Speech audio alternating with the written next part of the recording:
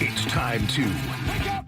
Kincade and Salciunas is on the air. Today's talk show for your morning drive. I cannot watch a team that has World Series expectations have those guys bat in the middle of your order. And you're still saying this team's worth being all in on? Andrew, even with that rotation that you're betting on that you love. Yes. This team's not good enough. That's why you make trades. Broadcasting live from the Comcast Business Studios, here are your hosts, John Kincade and Andrew Salciunas. 97.5 The Fanatic and 97.5thefanatic.com. Well, I didn't love Jesus Luzardo last night, or Rob Thompson sitting there. Phils lose 9-8 to the Boston Red Sox last night in a game that I think just ended, Johnny. A little harder waking up this morning. Good morning, Johnny. How are you? Yeah, a little sleep deprived. I just wanted to go to bed. Yeah. I spent too much time in the pool yesterday. So I got a little sun and pool, and then I was like, okay, the Phillies will get me in. It's an early lead. Yeah. They're going to get me to bed early. A big early lead. They're going to get me to bed early because by the sixth inning, I was as sleepy as Rob.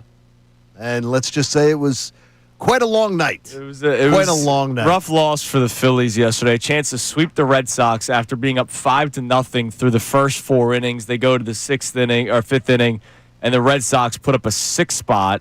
A lot of it with 2 outs in the inning. And then the Red Sox end up winning. Oh, yeah, all of it. Sorry. Red Sox end up scoring 2 runs in the top of the 11th. Phillies were able to get 1, but not 2. So the game ended in 11 innings. Phillies lose 9-8. We'll obviously talk about the Phillies throughout the course of the show today. But, Johnny, camp officially started yesterday. The Eagles reported to training camp 2 days ago. We had some fun with that yesterday. But today, we get to react to day 1 of camp. Later on the show, we have the DeCecco notes, the notepad that I get to read through. I can't wait. That was written with love. Oh yeah, I mean it was Christmas for him yesterday. That was day 1 of camp. Andrew DeCecco writing his first day notes from camp was sort of like mom taking a hot plate of brownies. Oh yeah, and they're cooling on the counter. Oh yeah, you can't have them yet, but you can smell it. So that's your tease there. Is that mom put them out? They're on that little tin thing, so you don't burn the counter. But you can smell them. And the beauty for mom is that she gets more joy out of you eating it and you enjoying it. Just like how Andrew DeCecco gets more joy out of training camp than actual games, which is unbelievable. He's a psycho. He likes training camp. Way. He likes the draft. Yeah. He almost likes all the things more than the games itself. He likes roster building. He tells us all the time. So, all right, I know we kind of talked about this earlier in the week. The ring ceremony takes place on Friday. And so earlier in the week, we talked about how the Eagles seemingly have turned the page, or at least the new chapter has begun. And we sort of talked about it. And we kicked around the idea of when are you ready to officially turn the page? And we sort of made it clear that once the banner drops and kickoff starts, all right, new season. Because the last time the Eagles won the Super Bowl, there were a lot of, I'll say it, softies in the city, John Kincade, you included, that were like, all right, yeah, they're losing, but... I was slow to, what is a good thing in like marriage and everything, I was very slow to anger. Yeah. I was very slow to anger. Yeah, because you saw something you never thought you'd see. Yes, exactly. I was very much not myself. Right. And I was disappointed that I was not myself. Right. Well, and well, looking back at it, but... No, I'm disappointed. You're disappointed in yourself? Yeah, I am. I'm disappointed. I was a little disappointed in all of you, yeah. Because you know what winners do? Winners don't act like that. Winners act like, okay, that was great. Now let's go get another. Let's go get the next one. But I just felt the 2017 was a magic carpet ride. It was. That was a lot of luck. Yeah. A lot of good luck. There was a lot of luck to it, and it was a fun ride. And now you see that this team is not like that 2017 team where they're younger, they're ready to go. It was not a lot of luck that got them to the Super Bowl. No, it was beatdowns of the Commanders, beatdowns of the Patriots in Super Bowl 59, and now you're getting set for the road to the repeat, which, of course, you can't say at NovaCare. So I want to play a clip for you to start. We have a lot of audio because a lot of the players, it was the first day of school yesterday, spoke to members of the media, which was great. And they're all brainwashed, John. And part of me thinks it's a good thing. part of me also questions just how easy it is for these guys to move on, because they made it clear yesterday that it's easy to just move on from winning the Super Bowl. We'll start with Jordan Mailata, who has taken that Jason Kelce role, who has taken that, for the Phillies, Kyle Schwarber role. Maybe not the face of the team, but the face of he's the spokesperson of the team. We all know that Bryce Harper's the face of the Phillies, but Kyle Schwarber's the guy that's going to get on the mic almost every single day. Jason Kelce may not have been the face of the Eagles, but he was the guy that will talk and do a lot of the talking for the team. Jordan Mailata has taken over that role over the last couple of seasons, even though Jalen Hurts is the face of the Eagles and the probably leader by example. Here was Mailata during his media availability yesterday talking about the team moving on. Most of the leagues are on the same page with moving on. That was more me with we're not defending nothing. Because I hate hearing that. I think it attributes to a Super Bowl hangover. And, yeah, I'm not trying to be hungover, mate. You know, I'm trying to move on. And when I hear, these are the defending world champs, man, we ain't. I'm sorry. Again, I apologize. We ain't nothing. We're out here to prove it all again. All over again. It's a whole new team. It's a whole new league. Like, come on, we got to go earn it. We're not defending nothing. Look, I know everybody's like, yeah, let's go. Let's win it. There are some things where I go, all right, Jordan, we ain't bleep. You guys are the defending Super Bowl champions and are odds-on betting favorite, or maybe second best odds to win the Super Bowl. You're more than we ain't bleep. Now, I love the line. I'm not trying to be hungover, Mike. Like, I love like that fired me up a little bit. I love it. Can we just, though, could Jordan, though, I could always send him I got to send him a note, because there's no such thing as a Super Bowl hangover. It's documented. We're more than, I can give you more than 13 years of, it's not a thing. New England and Kansas City are the two teams that have been the dominant teams, right? Yes. The teams built like the Eagles, right? And I can document it out for you. It's not a thing. Teams that New England loses the Super Bowl in 2011. 2012, they go to the AFC title game. 2013, they go to the AFC title game. 2014, they win the Super Bowl. 2015, they lose the title game. 2016, they win the Super Bowl. 2017, they lose the Super Bowl. 2018, they win the Super Bowl. It's not a thing. Kansas City, they've been back and forth, nothing less than the title game since 2018. It's not a thing. A Super Bowl hangover is not a thing unless you are a fluke, unless you are a team that just gets lightning in a bottle like the 2017 Eagles. And this team is not. They're not. This they're team not. is They're, not they're a more fluke. like the. We believe they're like Kansas City, New England, right? Right. So well, those teams literally have. Kansas City has a 7-season stretch where they have either been in the AFC title game or in the Super Bowl, winning it, losing it, whatever. New England put together a stretch of 8 seasons in a row where they were either in the Super Bowl or in the AFC title game. Right. It's not a thing. Super Bowl, anyone who tells you Super Bowl hangover, it's not a thing. Like, it's made up. It's something the media talks about. It's not real. So can we really just turn the page? Like, you know how I am. Week 1, 2018 season, I was one of the fans that was upset at halftime. I didn't know you at the time, but I can tell you that I would have been like, wow. Yeah. Wow. I would have said you spoiled little brat. You ungrateful I would have said you bitch. ungrateful, spoiled little brat. Yes.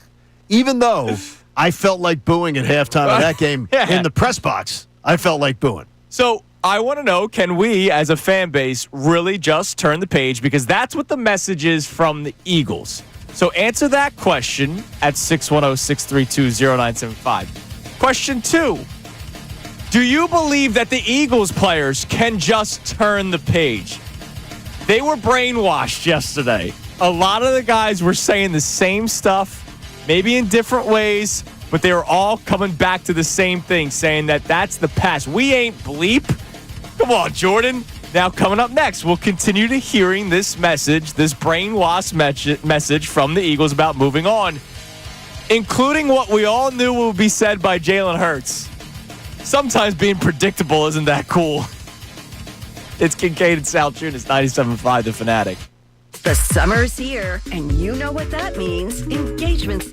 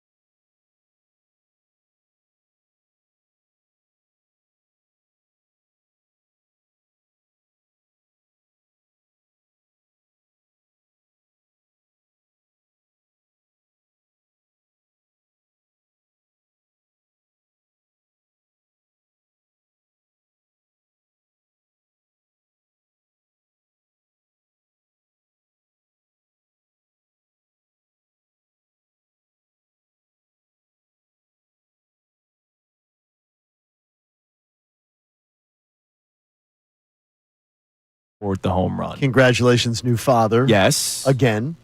Double dad strength. Maybe. Might be breakout time. Maybe. Who knows? We'll see it. I saw, by the way, a very interesting report about what the Astros are looking for, because a lot of teams are going to be buyers at the deadline. That I'll give to you later on the show when we talk a little bit more about the Phillies, and it just makes you wonder, what if? All right. Can we really just turn the page? We as fans, and do you buy the message from the Eagles that they are just turning the page, that it's that easy? We ain't bleep. We're not defending nothing, Jordan Mailata was saying yesterday. And your gut instinct is you do not. It's talking points. It's talking points. They were all told, this is what we're saying. This is our unified message. They're about to come in with the microphones. Yeah. Everybody, we're on the same page, right? This is what we're saying. That's what it is. Now, they don't believe it any more than we do. Well, I do believe Jalen Hurts actually believes it. Do you really? Yeah, I think he's a psycho. I absolutely do not. I think he's a psycho. I absolutely do not. However, he was predictable. We all knew it. I figured it out. Yeah, we figured it out. As cool as somebody can be, being predictable isn't always the coolest thing. When Jalen doesn't wear the ring at the ceremony on Friday, we all knew what it was going to. The talking. We all knew what it was going to be, right? I'm done with that. I'll let Jalen do the talking. First and foremost, I want to play this clip first because before he talked about moving on, he did talk about Friday night itself and how much that meant to him. Even though he never put it on, here was Jalen Hurts talking about the ceremony on Friday. It was honestly surreal, to see it in person, almost not nostalgic, but, to see something that you've earned, have a moment to appreciate that one last time, kind of overdue, but in terms of what it was supposed to be initially. But, it was a moment, and that moment's behind us. So he did say that it was surreal. Appreciate it one last time. Come on. Stop. He's acting like it's contrived. Cooper's artwork that I'm putting in a bin and I'm putting in the basement until he's older. It's completely contrived. One last time. But you know what, though? Again, whatever motivates him. Yes. Whatever mind games he needs to play. You don't have to buy the BS, though. Right. Whatever BS he puts in his brain to motivate himself, that's awesome.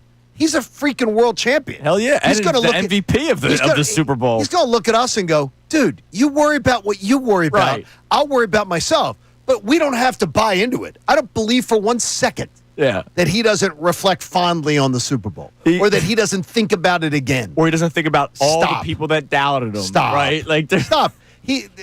Enough. Enough. I'm not buying it. Here's another clip from Jalen Hurts talking about how he has moved on. Yeah, I've moved on. Moved on to the new year. It's as simple as that.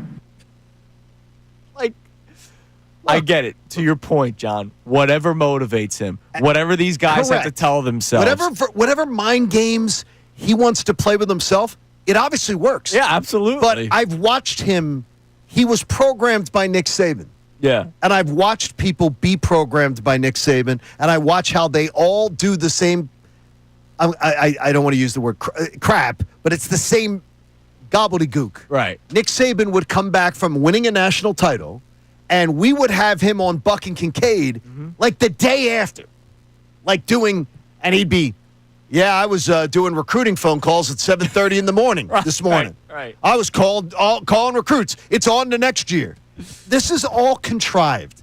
You think that Saban isn't at the beach or at his shore, at his lake house at Lake Hartwell, sitting there having a beer and having cocktails. Sipping something, and going, dude, that was awesome.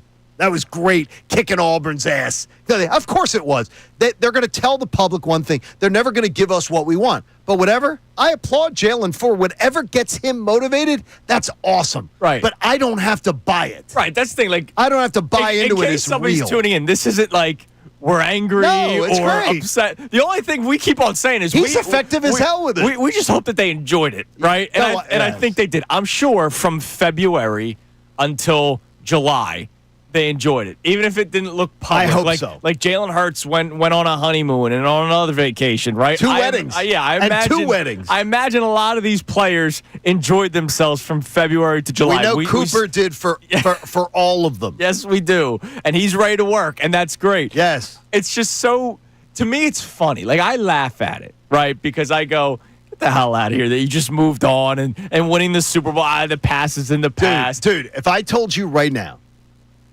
if I asked you right now to make a bet, I'm giving you $100 to put down, and you have to bet yes or no. Okay. Are any of his answers or clips going to be used in Nike ads? We're moving on. This is about last year. No. It's about turning the page. I don't believe that it will. So you don't think so? No. The next Nike ad will just be when he wins the Super Bowl again. Oh, I love that thought process. How about that? I like that thought process. In February of 2026, baby. Yeah, I love it, but just go, my little football robots, and murder the rest of the NFL. At this point, I don't even care. I think they enjoyed it. It's like the no, but it's so made up. It's like the quarterback rankings. What does it matter anymore? Right? But here's the thing: they're gonna have to make stuff up. We're going to hear this all year because there are going to be a lot of people that believe in them and talk them up. And it goes back to the rat poison thing that we've heard about from the Nick Saban years. The funny thing is, though, Connor, they don't have to, because what it does, though, is it tries to make you believe that every single guy in a 75-man locker room all believe the same thing, think the same way. That's not the way it is. No, but sometimes you need to tell yourself something or say it out loud to trick yourself into a way of thinking. And that's this is what a they're good doing. way of thinking. And I will say, John, though, everybody that talked yesterday, they all had the talking points. They're all thinking they that all way. had it. They all had the talking points. Yes, that's true. Of what to say. All right, coming up next, aside from talking about turning the page, Howie Roseman sat down with the members of the media yesterday with Nick Sirianni, and actually Sirianni spoke more than I would think with, I was shocked. with Howie. I guess a ring gets you a little more talking time. Howie Roseman spoke about what he learned from the aftermath of winning Super Bowl 52. Is it different after winning Super Bowl 59? It's Kincade and Salciunas, 97.5 The Fanatic. Now on 97.5 The Fanatic Sports Update. The Phils blow a big lead. I'm Connor Thomas, and this update is brought to you by Wendy's. Wendy's has breakfast biscuits for just $1, including the Honey Buddy. Get yours today and start your day off right. Got to be Wendy's. Limited time only. Price and participation may vary. Limit 5 qualifying items per transaction. Not valid in a combo while supplies last. The Phillies blew a 5-0 lead last night in their series finale, with the Red Sox eventually falling 9-8 in 11 innings. Jesus Luzardo, who looked strong through 4 innings, gave up 6 runs in a nightmare 5th inning. He talked after the game about the struggles from the stretch that he's been going through lately.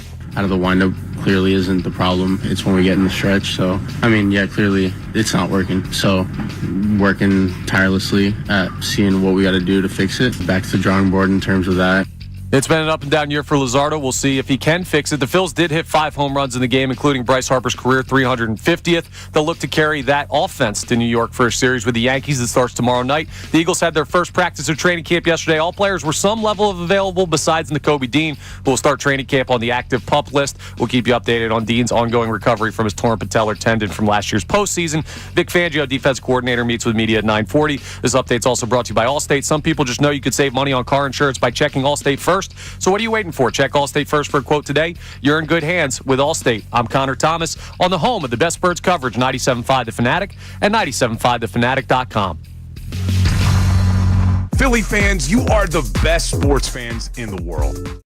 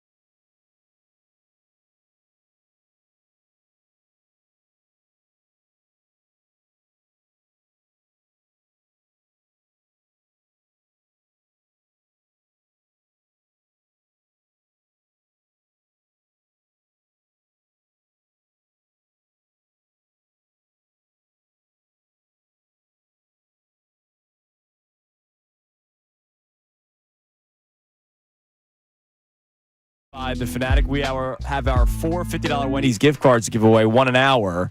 We'll let you know when to call the contest line for the first one. Not yet, but we will give one each hour. Good to see Max Kepler follow up his home run 2 games ago with an 0 for 5 yesterday. That was nice to see. He's now batting .203 on the season.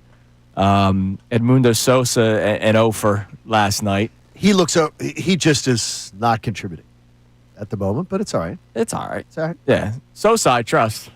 Kind of. You trust? I trust more than Kepler. Well, okay.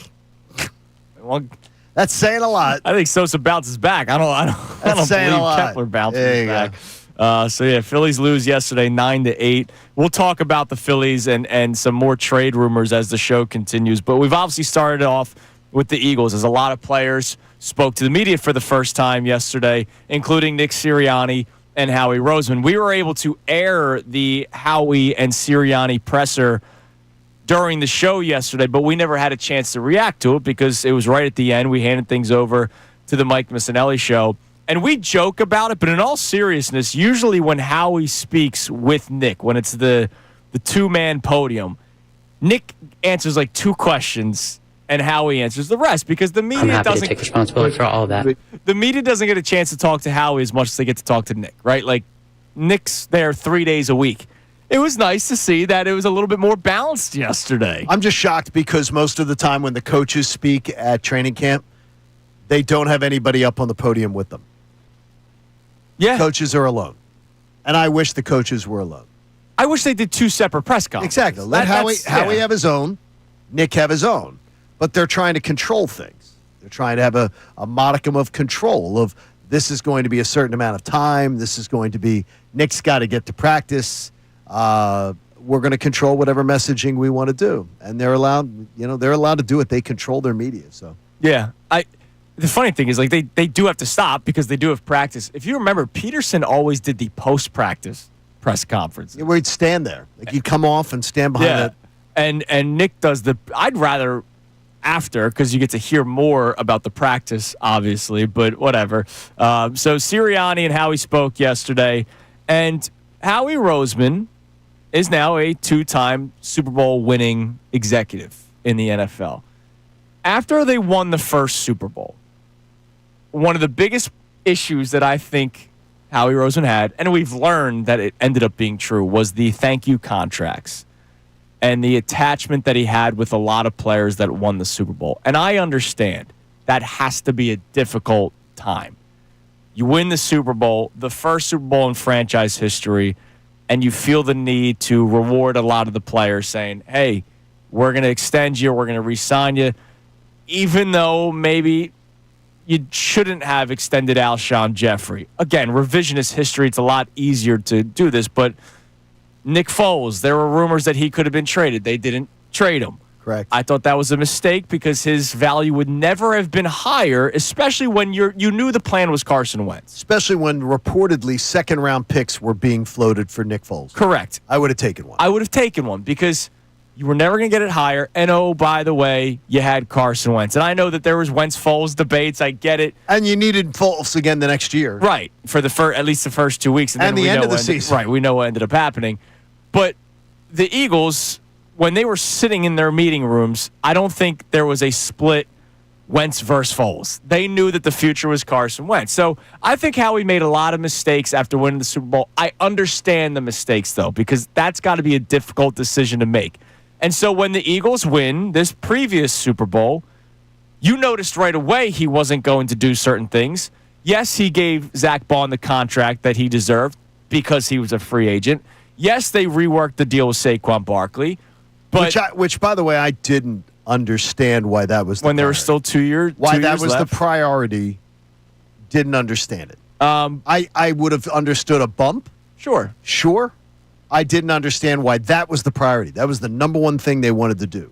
And yes, he was absolutely critical to it. But with 2 years out, I had no understanding of why they had to do that first. Right. And then we saw, of course, Chauncey Gardner-Johnson gets traded away. Right. We see Dallas Goedert's back, but there was the give and take of how much he's going to get paid, and eventually he doesn't get the deal that he's looking for, so he comes back to the Eagles. So it seems like Howie Roseman's learned a little bit from winning it back in 2018. Here was Okay. Howie yesterday talking about just that. I think when I look back at that moment, some of the lessons, and there were a lot of lessons, and we've talked about it over the course of the year, is like as much as you love the players, the staff, we got to keep getting better. And there are teams that are improving throughout the offseason that we got to keep up with, and we got to do whatever it takes to put our best team forward, our best foot forward. And so those are hard decisions. Those are hard conversations. It's not fun. But at the end of the day, we have a responsibility, and our responsibility is to continue to get better as a team.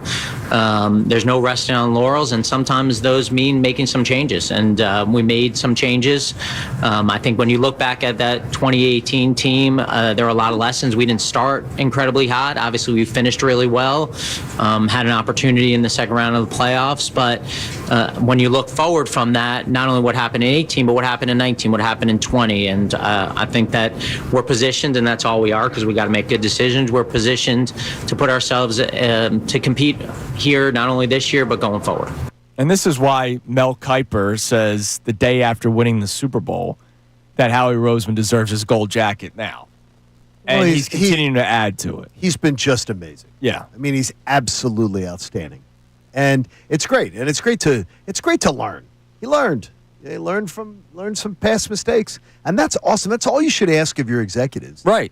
Is that they learn. Because none of us are going to be great every day. Right. None of us we're all going to make mistakes. I mean, We're the all gonna- show is.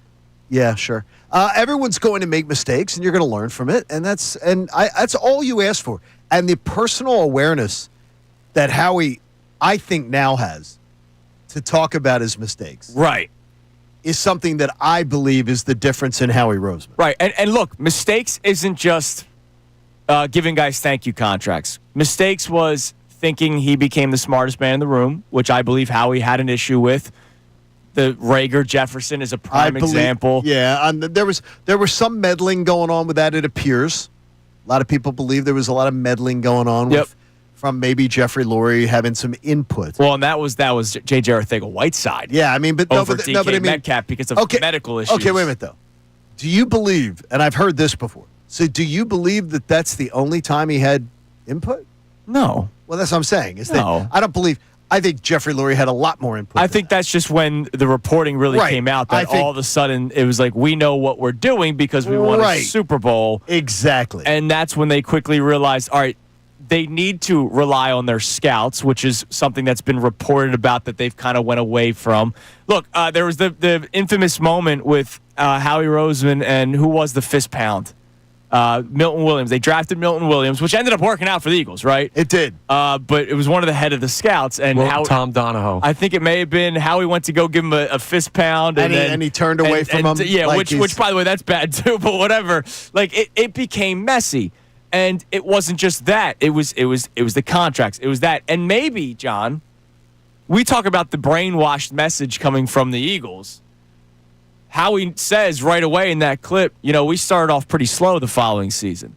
Now, is he part of the messaging too? Now, remember that too, is that, well, first of all, it's hard to start out great when your backup quarterback is starting the season. That's true, yeah. You didn't I don't know that season starts out that way if Carson Wentz is healthy. But, okay, so you start out, you have that night against the Falcons. Falcons were still a really good team. Yes, they were. And were one of the better teams. You go to Tampa and you get smoked. Something about that. There's something about Tampa, man. Let's hope we change that this year. They won when I was down there. Well, on Night Football. They did. That was a boring game, but they won until they won. They won. To me, these are the kind of things that I'm waiting to see. But it's exciting to hear him. I think Howie Roseman he's a boss now. Yes. Like, to me, he knows what he's doing. He's large, he's in charge, and he's much more confident of what he's doing. Yeah, and again, I do believe part of the previous issues was ego, and I don't totally blame him when he was following the Chip situation. I mean, Chip. So he was feeling a certain way because of the way he was treated. Chip I get casted him aside. And we all have done that in work. He wins the Super Bowl, and he goes, you see? We've all done that in work where you feel a little disrespected. You feel a little like, oh, I'll show them. Yeah. Or whatever. Okay, and then when it plays out the way that it did, you go, and you're like, yeah, and you wanted to kick me to the broom closet. All right, so coming up next, we'll check our text line for the first time this morning. We want to hear from you, 610-632-0975. Can we as fans just move on? winning the Super Bowl, even though this is the second one, is still a pretty big freaking deal. I just know that I'm a psycho with very little emotional intelligence that Jeffrey Lurie loves. Like, I moved on pretty quickly after Super Bowl 52. I've already moved, well, not already moved on. I'm going to celebrate the banner, but I'll be upset if they don't play week 1. What about you guys? And when it comes to the team, do you actually believe the message that they're giving? It's Kincade and Salciunas here on 97.5 The Fanatic. Ray Dunn, Mike Missanelli. I really think it's the Eagles that win this division again. It is the weird nobody wins the NFC East in back-to-back years thing, but I think that has a lot of people uncertain.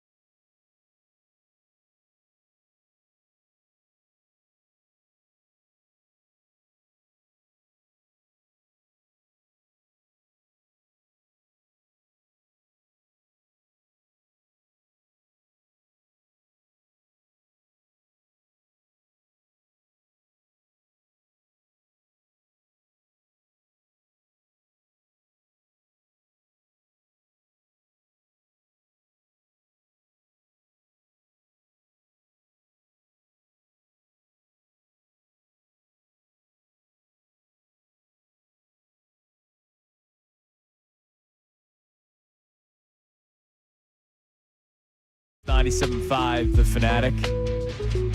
Again, let's just be clear, because I see one of our YouTube commenters, Matt. Does this show complain about everything?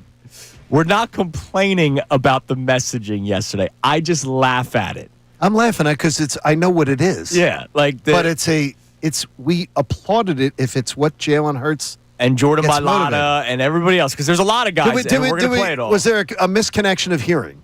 Maybe. It's if again, for like the fifth time, if it gets Jalen Hurts, Whatever he needs to get himself motivated, I applaud it.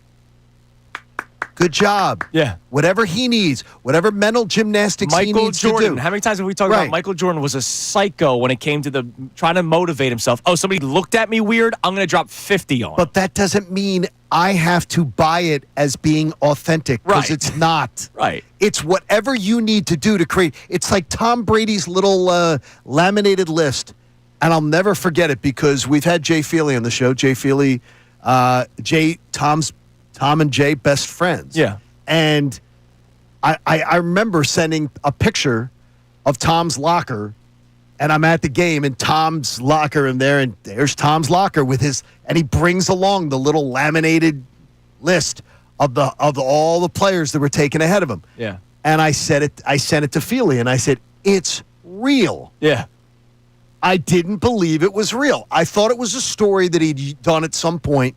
And this was well into his career. He was a 3-time Super Bowl champ. Right. When I sent the picture, and I said, I can't believe it's real. And he goes, whatever motivates you makes you great. Sure. Like whatever you have to do to make yourself great, it works. He goes, that's a real story. I didn't believe it. Like I thought it was a story that was written in an article. Right. So look, whatever's great for Jalen, I don't have to buy it. Right. Like, because it's not real. You said it's not authentic.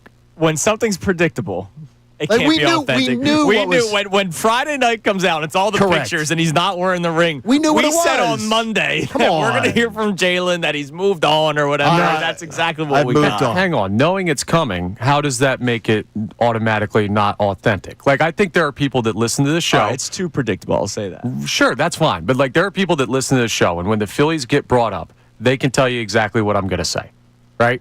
And how I'm going to spin stuff positively for the team because I'm positive on the Phillies. I love Okay. this team. I think they're very good. That doesn't mean it's not authentic. I believe what I say. Like, that's the thing. Jalen Hurts may believe this. It's just very predictable because he's the same guy all the time. Yeah, but I don't believe that, though. I don't believe it for me. I don't believe it for you. I don't believe it for our listeners. I believe that there are times in life where we get so entrenched with what our opinion is, we're willing to come with the stupidest stuff to try to defend what we believe our opinion is. We're going to go down with a fight trying to back it. We're not going to just want to admit that, yeah, that opinion of ours sucked. So every one of us has done it, and some of us do it all the time, where it's, I'm going to just come up with the stupidest stuff because I'm just not going to admit that opinion was stupid. You just wait till Joel I had to Embiid do it stays with I had to healthy. do it with Mick Abel a few weeks ago. Yeah, that does happen. The Mick Abel thing, and I had to come on here the next week and go, yeah, you know what? Saying that I would hang up the phone on a Mick Abel, that was stupid. That was stupid. Or I could have just kept doubling down and say, nah, it wasn't stupid because Mick Abel could still end up winning a Cy Young. Yeah, Mick Abel's great. I'm not saying doubling down is always authentic. I'm just saying that because it's predictable means it's not authentic is not a fair way to go about it. We all knew. Everybody knew what was coming. Yeah. Everybody on social media knew what was coming Friday night. They knew what the whole message was going to be. That was a absolutely planned event. But if it works for Jalen, Yahoo! That's awesome because what Jalen Hurts has done, he's found a way to make it work for him. But it is the Alabama programming. It's the oldest playbook in the business, and it came from Nick Saban, and it's worked for him. God bless him. Crush on our YouTube chat. What's up, Crush? How can you like Jalen Hurts if you think he's inauthentic? Because we, by the way, I love Jalen Hurts. I love Jalen Hurts. I've said it numerous I love times. Jalen I Hurts. don't need to golf with Jalen. No. I love that he's the quarterback Jalen of the Hurts is the Philadelphia Eagles. quarterback of the team. I love that. You know what is authentic? What he does for this community. How about air conditioning for the schools? How about his work ethic? Yeah, I love all that How stuff. about his work ethic? How about his professionalism as the way he approaches his job all the time? How he's grown as a leader after maybe making previous mistakes. Does it mean if you like a player or if you respect, like you have to like every single thing about them? Right. No, you don't. I'll tell you this. Nick Castellanos. I have had very few interactions with Nick Castellanos. Nick Castellanos strikes me as an incredibly nice guy. Yeah. And a couple personal interactions, I have come away saying, really, really nice guy.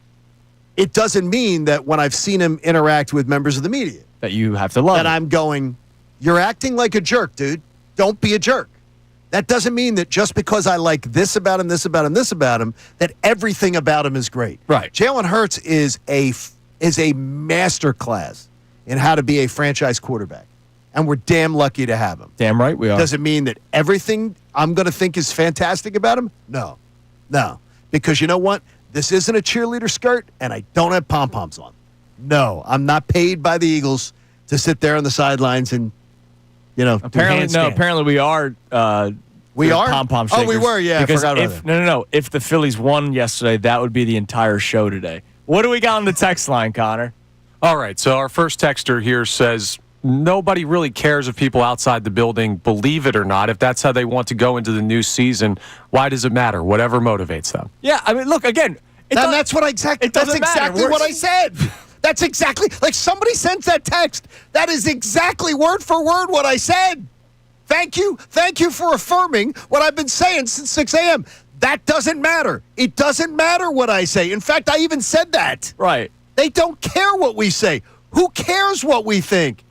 But guess what? I'm still going to say what I think because I know for a fact it's inauthentic. There's no way you put 75 men in a room and 75 men all think, we all think the same way. Yes. We can't. You can't get 6 of us here at the Fanatic, 8 of us here at the Fanatic, and have any issue come up. We're 8 men in a room, or if Haley's there, or if Silvana's there, add some females into the mix where we all can agree on anything. They don't either. Just a spoiler alert. They don't either. They all have independent thought. But you know what? And again, it's great. If you're not getting the message, it's great. Whatever personally motivates you to get out of bed every day, whatever you got to do to between your ears, make it up. But I don't have to buy your BS either.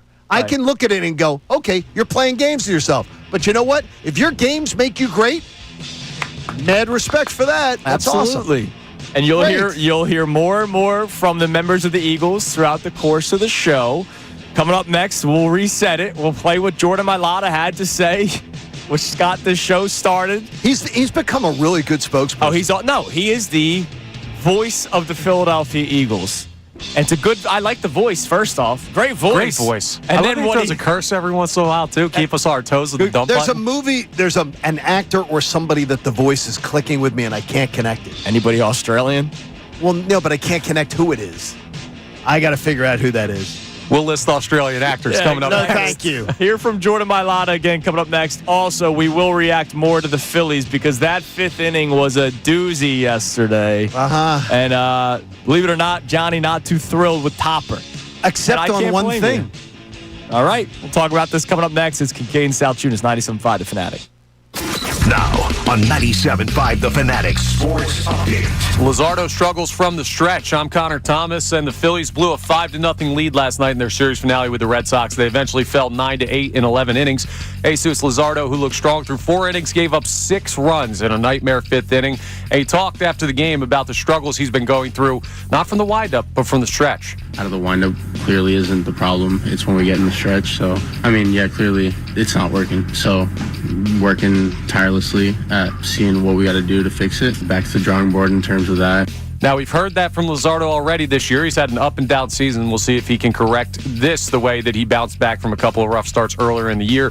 The Phils did hit 5 home runs in the game, including Bryce Harper's career 350th, so they'll look to carry that offense, at least, to New York for a series with the Yankees that starts tomorrow night. The Eagles had their first practice at training camp yesterday. All players were some level of available, besides Nakobe Dean, who will start training camp on the active PUP list. We'll keep you updated on Dean's ongoing recovery from his torn patellar tendon that he suffered in the postseason last year. Defensive coordinator Vic Fangio will meet with the media coming up at 9:40. This update is brought to you by Wendy's. Wendy's has breakfast biscuits for just $1, including the Honey Buddy. Get yours today and start your day off right. Got to be Wendy's, limited time only. Price and participation may vary. Limit 5 qualifying items per transaction. Not valid in a combo while supplies last. I'm Connor Thomas on the home of the best Birds coverage, 97.5 The Fanatic and 97.5thefanatic.com.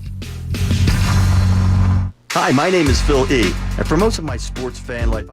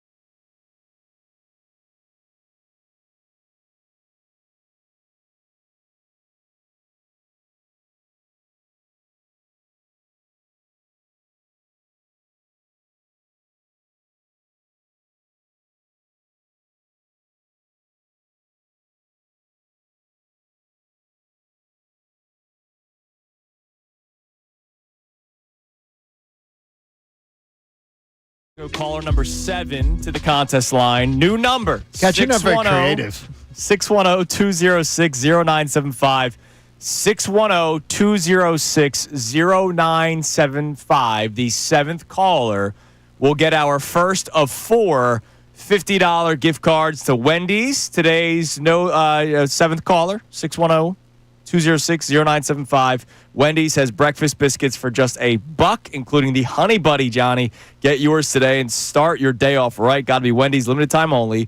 Price and participation may vary. Limit 5 qualifying items per transaction. You're hoping that there is a Honey Buddy in your future. Hell yeah. Not valid in a combo while supplies last. I told you last week. That's what I call you every morning when I come into work. Hello, hey, Honey Buddy. All right, let's play Jordan Mailata one more time. We're going to get into the Phillies to start the 7 o'clock hour as well because they had a very, very disappointing loss to the Boston Red Sox yesterday. They take the series winning 2 of 3, but you have a chance to sweep the Red Sox, feel pretty good about yourselves. You have a 5-0 lead in the 5th inning, and then all hell breaks loose, and the Red Sox put up 6 in the top half of the 5th. Phillies did battle back, but lose in extra innings. We'll get to that in a few minutes. Here was Jordan Mailata yesterday. We're talking about whether or not you as a fan, that's the first and foremost thing. We're having fun with whether or not we buy the actual message. You as a fan, are you ready to turn the page? Have you turned the page? Is it easy for you to turn the page? Like, tell us about you as an Eagles fan after seeing them win their 2nd Super Bowl. Is it different for you than the last time where a lot of people didn't turn the page, didn't want to turn the page, wanted to still live in the moment? You can answer that question for us at 610-632-0975. And that wasn't my thing. It wasn't that I wanted to still bask in it. Yes. It's that I got fat and happy. Sure. My motivation wasn't the same. I felt like I just saw them win a Super Bowl. I remember a buddy of mine. I can't react the same. It wasn't that I was like, oh, I'm still thinking about last year. Nah. I remember a buddy of mine after the Eagles played week 1, obviously didn't really go all that great. He watched the Super Bowl the next day. Like, he rewatched that's dumb. because he was still so locked into it. See, I can't do that. So, that's not me at all. How much have we changed? How much have you changed? Have you moved on? Or are you not going to move on? Answer at 610-632-0975. But we're also asking whether or not you actually believe what they're saying. Here was Jordan Mailata yesterday talking to the media about turning the page. Most of these are on the same page with moving on. That was more me with we're not defending nothing. Because I hate hearing that. I think it attributes to a Super Bowl hangover. And yeah, I'm not trying to be hungover, mate. You know, I'm trying to move on. And when I hear, oh, these are the defending world champs, man, we ain't. I'm sorry. Again, I apologize. We ain't nothing. We're out here to prove it all again, all over again. It's a whole new team. It's a whole new league. Like, come on, we got to go earn it. We're not defending nothing. I'm not trying to be hungover, mate. I love the energy. I love the idea, the mindset. It's fantastic. We're going to go out and prove it. That's great. You are something. You are the odds-on favorite. Well, excuse me, Baltimore, now the betting favorite. After the Jair Alexander edition. Yeah, they are now the leader in the favorite. NFC. Correct. Hugh Jackman? Russell Crowe? Yeah, it could be. Yeah, you know what? We had someone check in on the text line and say Sean Connery. Sean Connery? No, it's not Sean Connery. Sort of too Cockney-ish to be Sean Connery. What about the crocodile hunter? Takes a while to eat a crocodile. Steve Irwin? Yeah, you got any Irwin there? I don't even know what Steve Irwin sounded like. Wow. The guy who got stung by the stingray? Yes, the guy. I see his kid everywhere. Look at this little bugger. I see his kid everywhere because my daughter loves his son is now taken over for him. Okay. Yeah. Oh, she loves him. Thinks he's great. I think he's going to be on that Dancing with the Stars. They've run out of stars. Ah, okay. They've literally run out of stars. They'll call you next. They get John. the Real Housewives. They'll call you next. next. Then that's when you really know that they've run out. All right, give us another text message as you're listening to 97.5 The Fanatic, WPEN HD1 Burlington, Philadelphia, BZ Media Group station, broadcasting live from the Comcast Business Studio, powering possibilities. And then we'll talk about our beloved Fightins and Topper. What do we got? Interesting text here from Sean on that Eagles discussion. He says, I will take the word for it that they have moved on from last year. However, if they go out there opening night against the Cowboys and get their ass kicked, then obviously they have not moved on. They're still thinking about it just as much as a lot of people, as far as I'm concerned. I moved on about a month or two after the Super Bowl is over. Wow. I don't think that's a quick move on. I don't think if you get your ass kicked to the Cowboys, you can automatically say, it's because they didn't move on. Like, what if Patullo stinks? You know what I mean? Like, Right. we don't know. They're not on the field going, man, remember that Super Bowl win? Oh, wait a minute. I just blew that coverage. That's not what they're doing. Now, maybe you could make the case distraction early on with the banner because that's going to be a big thing. A big I love thing. that they didn't do their rings on the field. Yes. That's a great thing because many teams have done their rings opening night pregame. Yeah. That's it. That's a great move. The Eagles did a great thing. Plus, it was getting that out of the way. It seemed to be a nice party that they Really were nice able to party. have on Friday. Didn't spare any expense there. No, which is they great. did not, which is great. And that's great. And those great rings are, ownership. I think the rings are beautiful. Oh, they're people are saying gorgeous. people are saying online. A lot of people I'm reading are like, boy, those things are ultra gaudy. Well, first off, Super Bowl rings are gaudy. They usually are. but they're yeah. I think they're beautiful. Like I think it's a beautiful ring. I think it's gorgeous. Yeah, really? The ring where wings pop out of it is a little gaudy? Yeah, but they can just pop them. Great take The thing is, that you just pop them right in. I think it's a gorgeous ring. No, it's great. I love it. Yeah. Bigger than the first one, too. As it should. Yes. Well, absolutely. everyone seems to get a little bit bigger. It does seem that they Let's start build doing upon medallions next. There you go. Let's go. I'm good with the Super Bowl rings. All right. So the Phillies lose yesterday. They take 2 of 3 against the Sox. Sox. But they lose yesterday, 9-8 in extras. And the big moment in the game, or moments, was in the top of the 5th inning when the Phillies were up 5-0, and Jesus Luzardo was pitching pretty well up until that moment. And then the wheels kind of fell off. He gives up a double. Yes. He gives up a walk. He gets 2 outs. So there's 2 outs. Yep. There is a pop-up behind home plate. And they all miss it. Yeah. Jesus misses it. JT misses it. They all miss it. Yeah, and it just drops it. JT, and I'm not ripping JT. I'm just saying JT wasn't even close to it. I mean, they were not even. He lost. Like, he could not, whether it was the lights or just the sky, whatever They it was. Yeah, that happens. It was just a really bad time for that to happen. But as they talked about on the broadcast, usually one guy misses it. One guy is missing it, says, I don't see it, and the other guys direct them and go, left, right, give them direction. Right. No, they all missed it. It was like, Larry Moe and Curly were looking for but it. Luzardo wasn't going to be At that Superman making that play. Pitchers are told not to make the plays. And, Right, and exactly. and it drops right in front of Luzardo, pretty much. Right, and Sosa wasn't going to be able to run all the way from third base to make that catch. And so it drops. Luzardo's out of that inning. Correct. Out of the inning on a routine. That is a routine play. Pop up behind home plate. And unfortunately, the out is not made. And then all of a sudden, another walk, then a walk, then a walk, which makes it 5-2 Red Sox. And then a grand slam. And the Phillies then all of a sudden trail 6-5. And during all of this. Do you know what didn't happen during that stretch? A mound visit of any no. sort. The mound visit from the manager. But you know what also did? The manager not going out. The manager not doing anything but staring off into space. You know what else didn't happen? What didn't happen? A pitcher up in the bullpen. Right. That's unfathomable. Who's on the mound? Who's struggling to find the strike zone? Nobody warming up. And they're on the broadcast going like, yeah, nobody's up in the bullpen. Nobody is up. This is the 3rd time this has happened this year. Where nobody's up. And Rob's just staring. He's staring off he's watching the game like I am, sitting on a couch. And there's nothing there. But to his credit, as much as I'll rip him for that, because it's stupidity, absolute stupidity, that you don't have a pitcher up in the bullpen. Jesus Luzardo is on the mound. He is one of your biggest struggling pitchers for blow-up innings, and you don't have anybody throwing. And by the way, your bullpen had totally off the day before and totally off today. Right. You should have been all hands on deck, have everybody ready. The minute that he starts showing any kind of distress, he doesn't. Let me take a guess at the credit you're giving. I'm going to give him big-time credit. No, huge credit, because it's something he doesn't usually do. He admitted to a post. He completely took the blame. Yes, I'm right. He completely took the blame. He said, that's on me. That's on me. I should have had somebody up. I'm like, okay, well, no, she's Sherlock.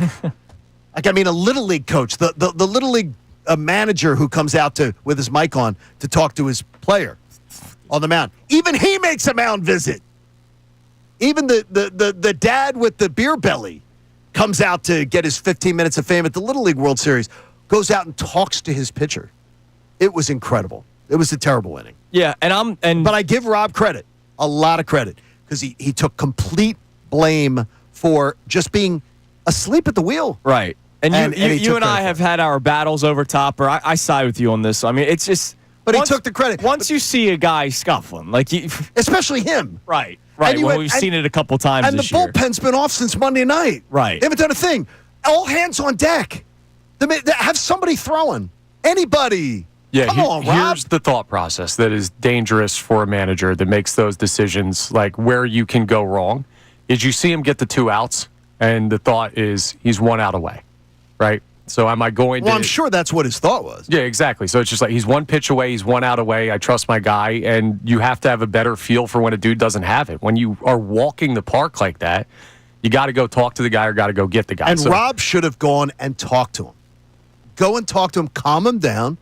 Just get a feel for what he's feeling. He's so erratic right now.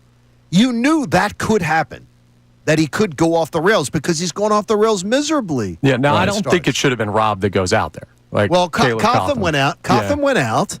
The thing is, you got to let Rob go out. And at that point, people were like, "Wait, they only have a certain amount of mound visits. Who gives a damn?" Well, no, if you do a second inning, you're he's automatically out. Guess what? I'm fine with it then. Right? No, Then but he didn't have someone out. What John's saying is he didn't have anybody up. Right? Yes, and that's that the handcuffed him because he was asleep. Now, I also understand where I saw a lot of Phillies fans online, and I don't blame any Philly fan for saying this. Well, so then you would have put Romano in with the situation with the bases loaded. Well, why does everybody say Romano? There was no use of the bullpen Tuesday night. Well, and there was I think no people use. say that there's no use of the bullpen today. He pitched the 6th inning. I think that's why people are saying. But he could use any pitcher that he wanted. Yeah, but you have what, 2 guys better than Romano? That's the Connor. Would you stop spitting some facts, please? That's because that's the horrible thing. But high leverage situation, yada yada yada. Right, you still should have made the move. But in a high leverage situation. Yeah. But it does also point to the fact that this bullpen still isn't good enough. And a that's dumpster fire. And that's why we need this trade deadline, which is 1 week away to get here, and that they can improve. All right, coming up next, sticking with baseball here, Johnny. Will Connor Thomas call the GM of one of the better National League teams over the past few years stupid? Just like he called the 2 hosts he works with. He might. Maybe. It's Kincade Salciunas, 97.5 The Fanatic. Ricky Bo, Bill Colarulo. If you're telling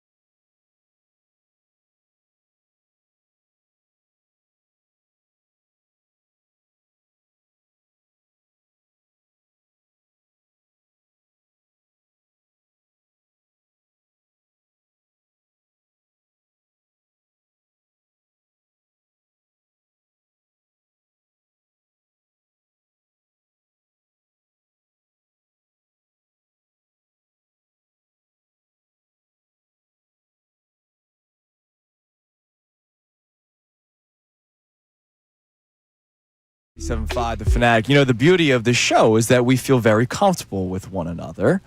It's like one big happy family. That's right, honey buddy. Johnny. And we're constantly, ripping on each other, Absolutely. too, which is fun. But Part that's of the game. beauty of it. Yes. Now, sometimes you could cross the line calling a conversation stupid.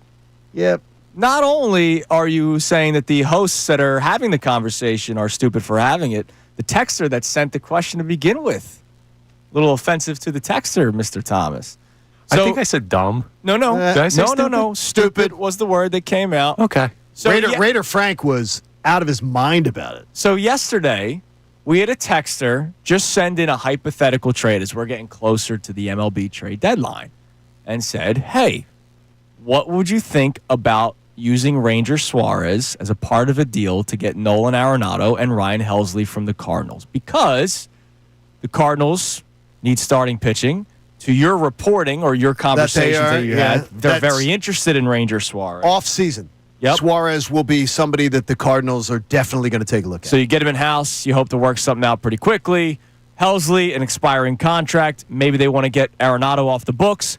It helps two issues that the Phillies have. They don't have pop from the right side, even though Arenado's home run numbers are down this year. Way down. I would still trust him over Otto Kemp. And Ryan Helsley he walks in and he's like your second best reliever on this team. Like just walking into the building. And so we had the conversation. And to be clear, I wasn't sitting here saying, you got to do it. No, you weren't. You guys know I was much more of saying, okay, I'm really, really strongly. I would lean more than 50-50 to doing that deal if it was on the table. Where I took exception to what Connor Thomas said was that it's a hang up the phone worthy conversation because no good team would trade their third pitcher. Mm-hmm. And so an interesting report yesterday comes out following the end of the show. Buster Olney, very, very good reporter for ESPN. Was great on the broadcast yesterday, Johnny. ESPN broadcast for the Phillies game. And he talks about this, too. We'll talk about it. His tweet around 1 o'clock yesterday. A surprise name has emerged in the starting pitcher market. Dylan Cease, who will be eligible for free agent at year's end. Perception of other teams is that the Padres are intent on making a push for the playoffs and would use Cease to help fill other roster needs.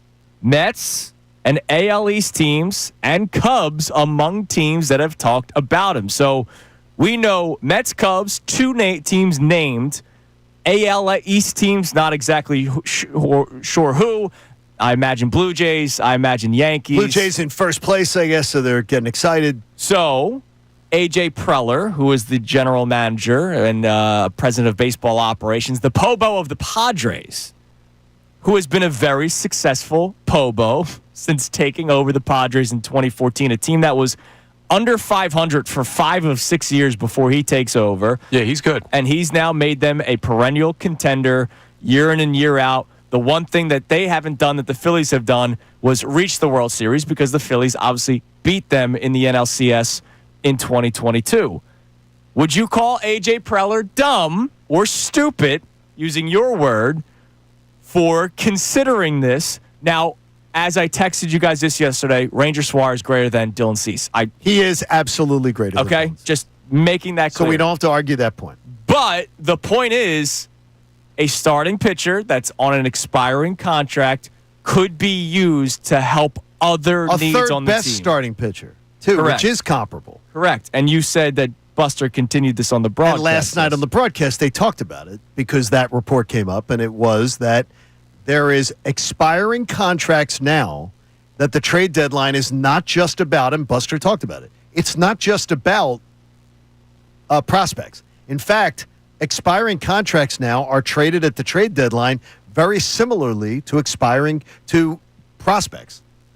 It's the same collateral, and guys will trade existing players on their roster to fix bigger problems on their roster. They will say, this problem is bigger than that problem, so I'm willing to risk that problem to fix that one. And they discussed this last night, and I'm listening to it. I'm like, okay, this is exactly what we talked about this morning. Connor, would you call A.J. Preller stupid to his face? No, I wouldn't. because he may think you looked like you played a little ball too. Yeah, it's not. Maybe it's Maybe. not. It's not the same situation. Like, why is that? Because Dylan Cease this year is 3-10 with a 4.59 ERA. Yeah, that's again Ranger Suarez greater than Dylan Cease, which is the whole argument. But clearly there are teams that all looking for Dylan Cease. That there were last night he listed 5 contenders. Oh, he listed that more. all Okay. were looking for Dylan Cease. So if Ranger Suarez was available, which we all acknowledge is better, can you imagine what the interest in Ranger Suarez would be? Yeah, but like, why are you trading this guy? Because to you have major problems on the team. That's why. To another contender. If anything, I'm more bullish on my position from yesterday because the guy who would then be your third starter in the postseason, who we said we'd be okay with, Jesus Luzardo, just imploded again. Well, I've seen who did the Phillies go to the World Series with when they won their World Series in 2008? Who was their third starter? Well, their most winningest pitcher that year was Jamie Moyer with a 16-7 record, and your Game 3 starter in the World Series. Yeah, and he was like 48 at the time. Nah, come on, he was like a young 41. I mean, seriously, if I'm not mistaken. There was exactly that pitching staff that won the World Series. You could argue was one of their worst. Oh yeah, that we've had. Cole Hamels was insane, but then the rest of them got Blanton, Myers. That's a different team. That lineup was incredible, and the defense outside of left field was locked down. It was absolutely. I mean, it had skills. Well, and then in this hypothetical trade that we were talking about, your defense gets a lot better with Arenado at third. And by the way, that team, the bullpen was really good. This move would help the bullpen. Yes. And if you trade him to the Cardinals I do not believe will be making the playoffs this year. So it's not like you're trading him to the Brewers. Right, but it's an unnecessary hole. It's like if they didn't have the prospects, I totally get where you guys are coming from. Yeah, but it they have the fills prospects. other holes. Right, it's not an unnecessary hole. It fills. No, you're creating one with the starting rotation that you don't need to because you can move guys not currently on the team to acquire these players you're talking about. You don't know that you can. I will tell you. You don't know that gets the deal done. You think it does. I guarantee you. CT guarantee. Talk to any of the 30 Pobos in baseball. Who's more attractive, Ranger Suarez on an expiring deal or Andrew Painter right now? It's Andrew Painter. Yeah, but there's many that would say Andrew Painter. Absolutely, many would say Andrew Painter. Even with his 5 ERA at AAA, they would say Andrew Painter. Well, I just think Connor thinks A.J. Preller's stupid. No, I don't. It's a shame. He's 3-10 with a 4.59 ERA. It's not the same pitcher. By the way, different conversation. One last thing, Buster did say, Bryce is willing. He's willing. He's willing to do whatever it takes. He said that. I don't know why you keep on saying that mockingly. No, because he said for the right deal before. Okay. There was a disclaimer. Now, his report last night, Buster, was he's willing to do whatever it takes. Damn right, man. I'm glad to hear He'll it. go back behind the dish if need be. Thank you. I'm glad. That's awesome. All right, coming up next, somebody wants you to make a public apology. I understand where he's coming from, but I don't think he knows your history either. A public apology? Yes. Also, the word culture is thrown around a lot. But we've learned that the Eagles have a strong one, whereas other teams, maybe like the Cowboys, do not. Right. Howie Roseman spoke on it yesterday. You'll hear that coming up next. It's Kincade Salciunas, 97.5 The Fanatic. Now on 97.5 The Fanatic Sports Update. A nightmare fifth inning for the Phils. I'm Connor Thomas, and this update is brought to you by Groundworks, your trained and certified experts for basement waterproofing and foundation repair since 1997. Book your free inspection at groundworks.com. Phillies blew a 5-0 lead last night in their series finale with the Red Sox eventually falling 9-8 in extra innings. Jesus Luzardo looked solid through 4 innings, but the fifth inning was a nightmare. Gave up 6 runs in that frame. He talked after the game about the struggles from the stretch position that he's been dealing with lately. Out of the windup clearly isn't the problem. It's when we get in the stretch. So, I mean, yeah, clearly it's not working. So, working tirelessly at seeing what we got to do to fix it. Back to the drawing board in terms of that. The Phils did get some offense last night. They had 5 homers in the game, including Bryce Harper's 350th on his career. They're going to look to carry that offensive stroke into New York for a series with the Yankees that starts tomorrow night. The Eagles had their first practice at training camp yesterday. All players were some level of available besides Jacoby Dean. He starts camp on the active PUP list with that torn patellar tendon injury from last year's postseason. We'll keep you updated on his status. Vic Fangio, defense coordinator, talks at 9:40 today. This update's also brought to you by Wendy's. Wendy's has breakfast biscuits for just $1, including the Honey Buddy. Get yours today today and start your day off right. Got to be Wendy's, limited time only. Price and participation may vary. Limit 5 qualifying items per transaction. Not valid in a combo while supplies last. I'm Connor Thomas on the home of the best birds coverage. 97.5 The Fanatic and 97.5thefanatic.com. Hall of Fame sports writer Jason Stark. My gut feeling from the people I've talked to.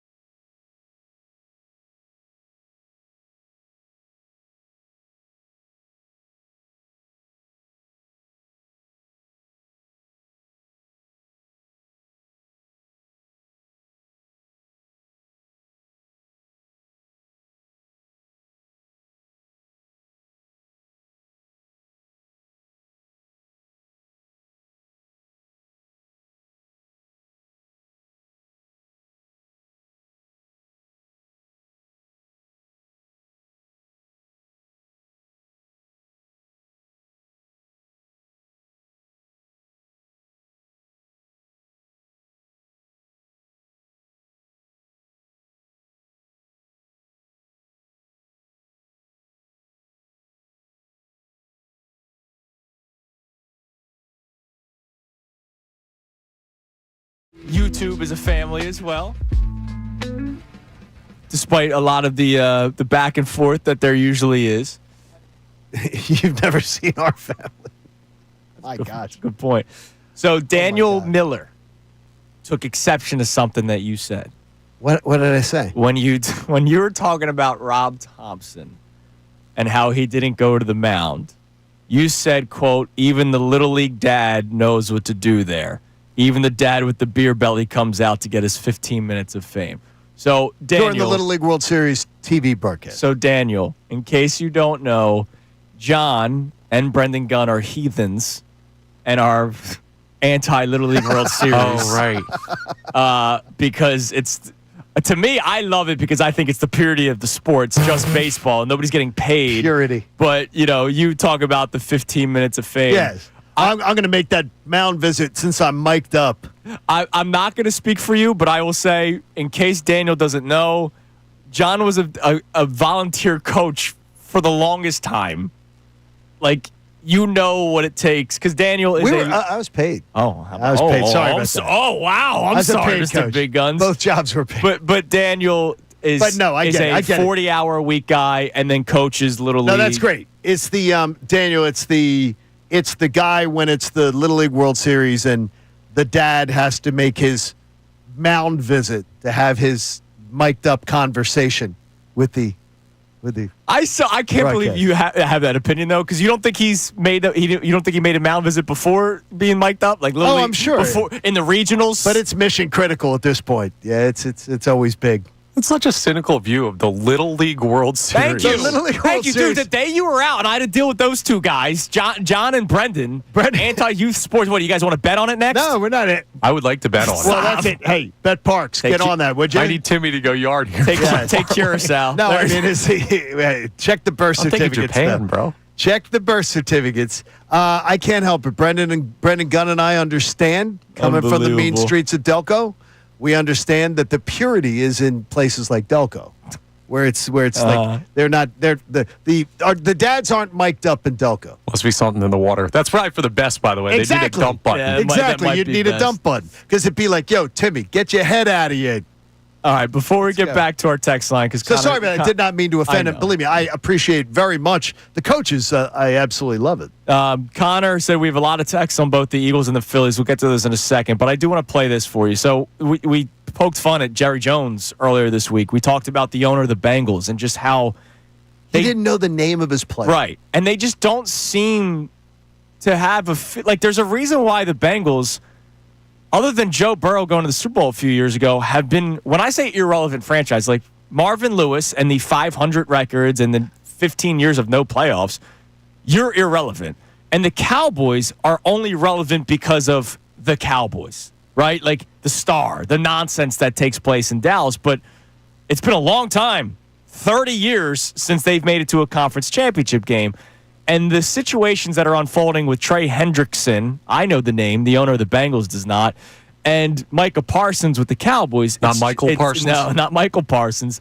It's just crazy to see how it's unfolding. Howie yesterday talked about creating a culture, and listen to some of the words that he uses here, and it almost makes me feel like he knows what's going on with these other organizations. When you talk about culture, and I think that's like a big picture word that a lot of people throw around, and it's hard to really define what that means. But I think from our perspective, when people understand that when they start here, that they have an opportunity to continue here and get rewarded here, it's incredibly important so that when you draft guys, you can show them examples. If you do the right thing on and off the field, we're going to make sure that we keep you here and maybe even have a chance to finish your career here. And I think that just from our perspective, and everyone's got to do things their own way. I'm not saying it's perfect. We make a lot of mistakes. But from our way, that's a core tenet of what we're trying to do here. We're trying to draft, develop, sign. And when you do that with players, your opportunity to set up continuity, your ability to really set up leaders for your football team going forward who can show young players the way and how we do things, I think that gives you a chance to be special. And we've seen it. I mean, look, obviously there's situations like Chauncey Gardner-Johnson where you have to, there's like the odd man out, even though I did not want that to happen. And I'm still curious to see who kind of takes over that role of being that physical, vocal leader that Chauncey Gardner-Johnson was. But I think the physical might be the bigger one that we're really worried about. We'll see how that plays out. But you see it with the offensive linemen getting paid, the defensive linemen getting paid, setting up money. The reason why Chauncey Gardner-Johnson isn't here anymore is so that you're setting up down the road for Jalen Carter because you drafted him. You're going to pay him. Obviously, you're paying him because how successful he is and how talented he is. But then, like a guy like Reed Blankenship, who was an undrafted free agent, they're working out. They're going to try to work out a way to get him paid. And when you hear him early on saying, guys come here and we show them that they could retire here, you use Lane Johnson as an example, you use Brandon Graham as an example, Jason you use Jason Kelce as an example, and you also maybe use an example of what's going on in other organizations. Like you're showing them and saying, are they appreciating the is a guy getting appreciated down in Dallas? Every one of their stars has to fight, has to go through a public battle in order to get paid. That sucks. The Micah Parsons situation is not happening here. Micah Parsons not getting paid in Dallas sucks. CeeDee Lamb not getting paid in Dallas sucks. Like him having to fight for it, having to sit out, having to wait for the first right before the opening game. Dak Prescott having to be twice? Was he twice tagged? Tagged? That's embarrassing. Yeah, that's embarrassing. And there's a reason why they have been an irrelevant franchise in terms of winning for 30-plus years. And I think Pop has his eye off the ball. I think Stephen Jones, when he takes over, it'll be a different franchise. Dude, I bet you because he's drafted. I bet Stephen you when Jones Jerry is drafted well. When Jerry talks, I bet you Stephen is going, dude, stop. Yeah, because he he's can't. cleanup crew Look, right now. Stephen Jones has run those drafts for that team for a long time. He does a really good job. They've done a pretty nice job with that. Long live Jera. Yeah, I agree with Absolutely. you. I want good health, man. Absolutely. All right, what do we got on the text line, Connor? All right, so we have people checking in on our conversations with the Eagles and the Phillies. We'll start with the Eagles thing. Lucas from Maryland says, I think we have to move on. The first Super Bowl was so special, but we knew that team wasn't built for the long run. This team has young talent at every position and can become an all-time level team. Yeah, they can. And I think we also learned from our previous mistakes as fans. Like, fans can make mistakes. Like, I don't blame anybody who was extremely emotional week one of the 2018 season. Like, I don't blame anyone. What do you mean extremely emotional? Just I like understand. Emotional, so happy, and that it was an awesome night. And that Remember? when they're losing, I know there were some people in the building booing, but then there were a lot of people that are like, "Oh, stop! They just won the Super." I know a lot of people that were that way, and I don't blame anyone, especially when people never do you thought remember that they were the next say day? it. Do you remember the next day at radio? Yeah, I was an ass because I was upset. Okay, because I flew back. That day. I did my radio show back in Atlanta. I flew back first thing that next morning. So I was there. I did my radio show to Atlanta that morning from here, but I did the show from Atlanta that afternoon. So I flew back first thing in the morning. So I didn't get to hear Philly radio that morning. I was an ass because I was one of the people on the oh man, Philly media, you can't appreciate a Super Bowl. Like, no, I appreciated the Super Bowl from February 4th, 2018 until September, whatever the date was. But what would you say the mix was? Half and half? Half and half. Okay. Yeah. I'm wondering this time. I think it'll be more people saying let's go for more. I agree with you. I agree.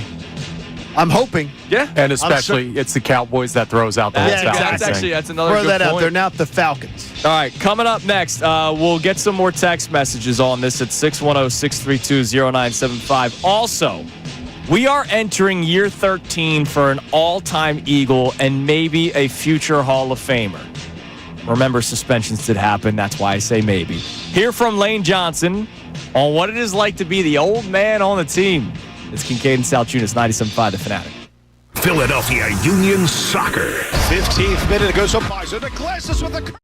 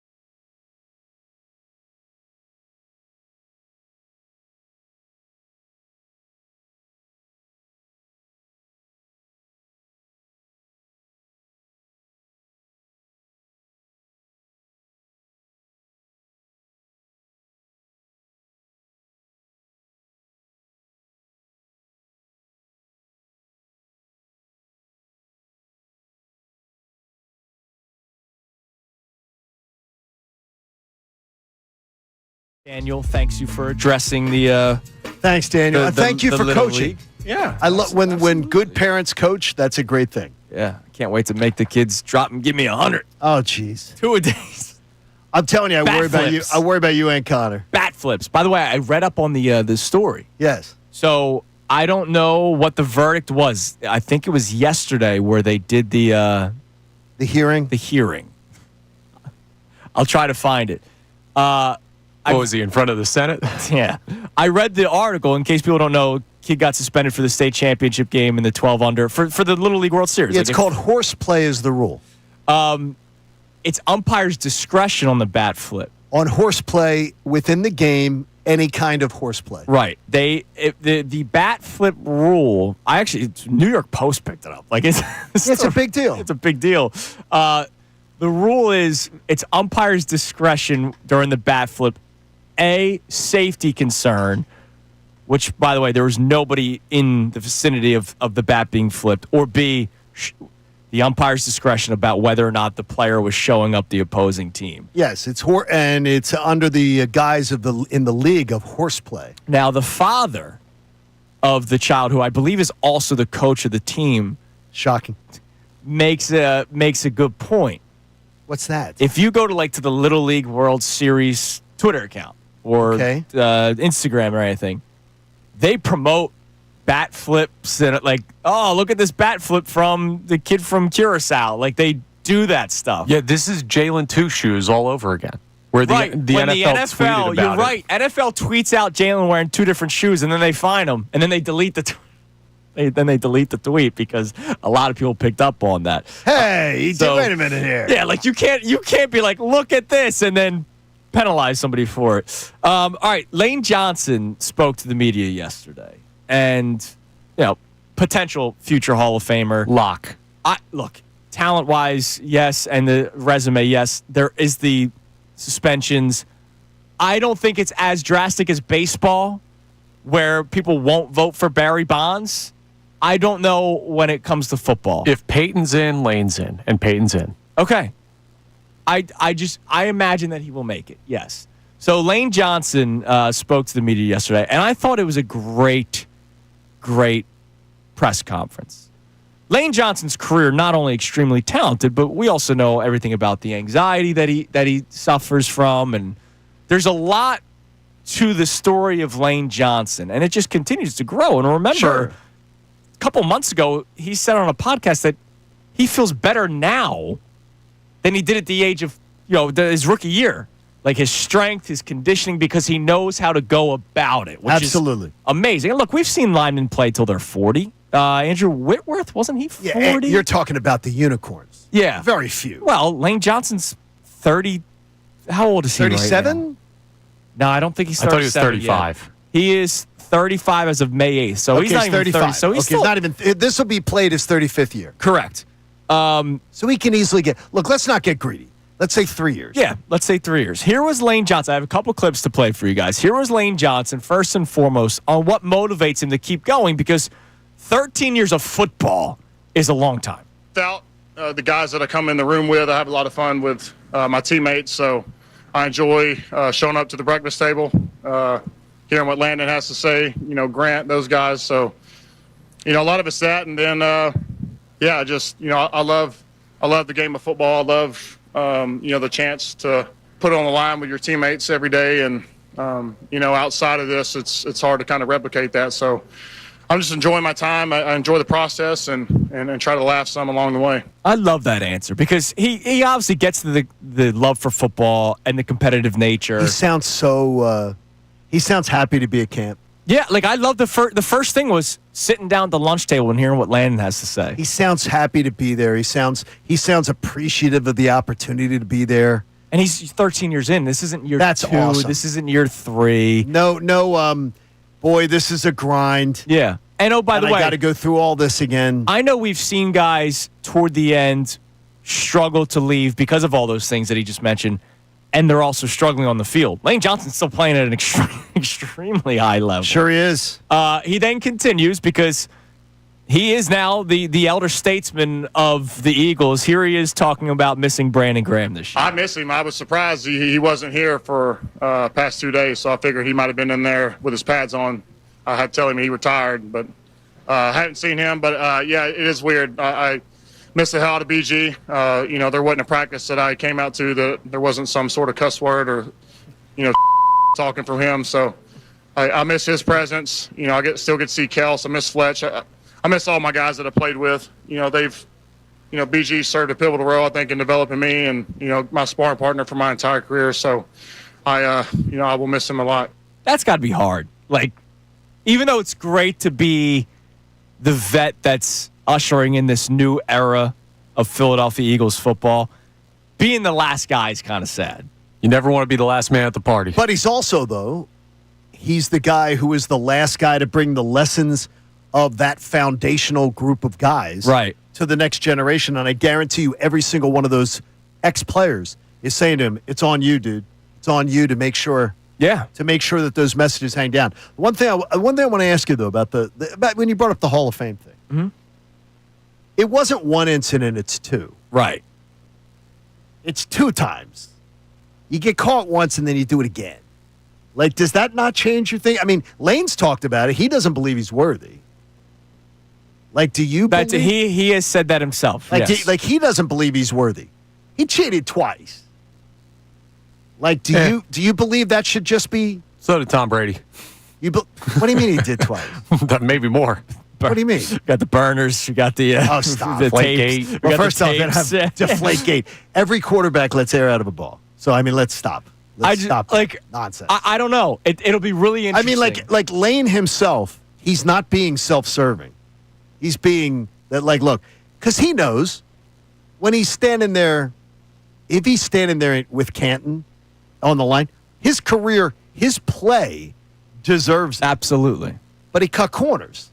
And he realizes that he has to stand there amongst the all-time greats and go, yeah, I cut corners, though. And I purposely cut corners. Well, yesterday he talked about the Hall of Fame. But to me, it's one of the reasons why he is one of my all-time favorite Philly athletes ever. Yeah. His confidence, first of all, the mental health stuff. Yes. To talk to people about Very open, and I love it. Because he may have, you never know, he may have saved people's lives. Yeah. By doing that. Him and Brandon Brooks. But, another one, right, exactly. Together. But to me, it's more about, when I just think about more of the football, his honesty regarding his actions, his honesty regarding his foibles with that, and where he thinks he doesn't belong in that conversation, to me is incredible. That you rarely ever hear that. Here he was yesterday talking about HOF.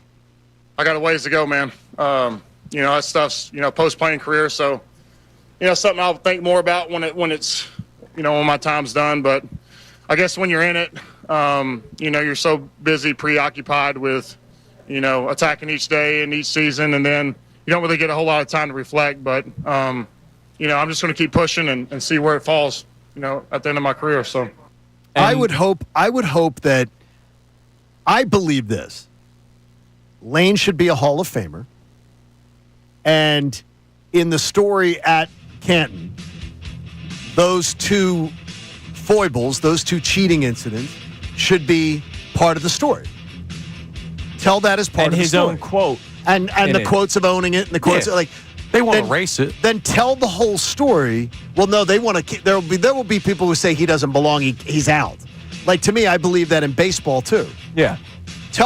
You can't have a baseball Hall of Fame without the greatest players of the game. Without Bonds. But tell the story of them, the ones that got caught cheating the system. Right. Tell the story of them cheating the system.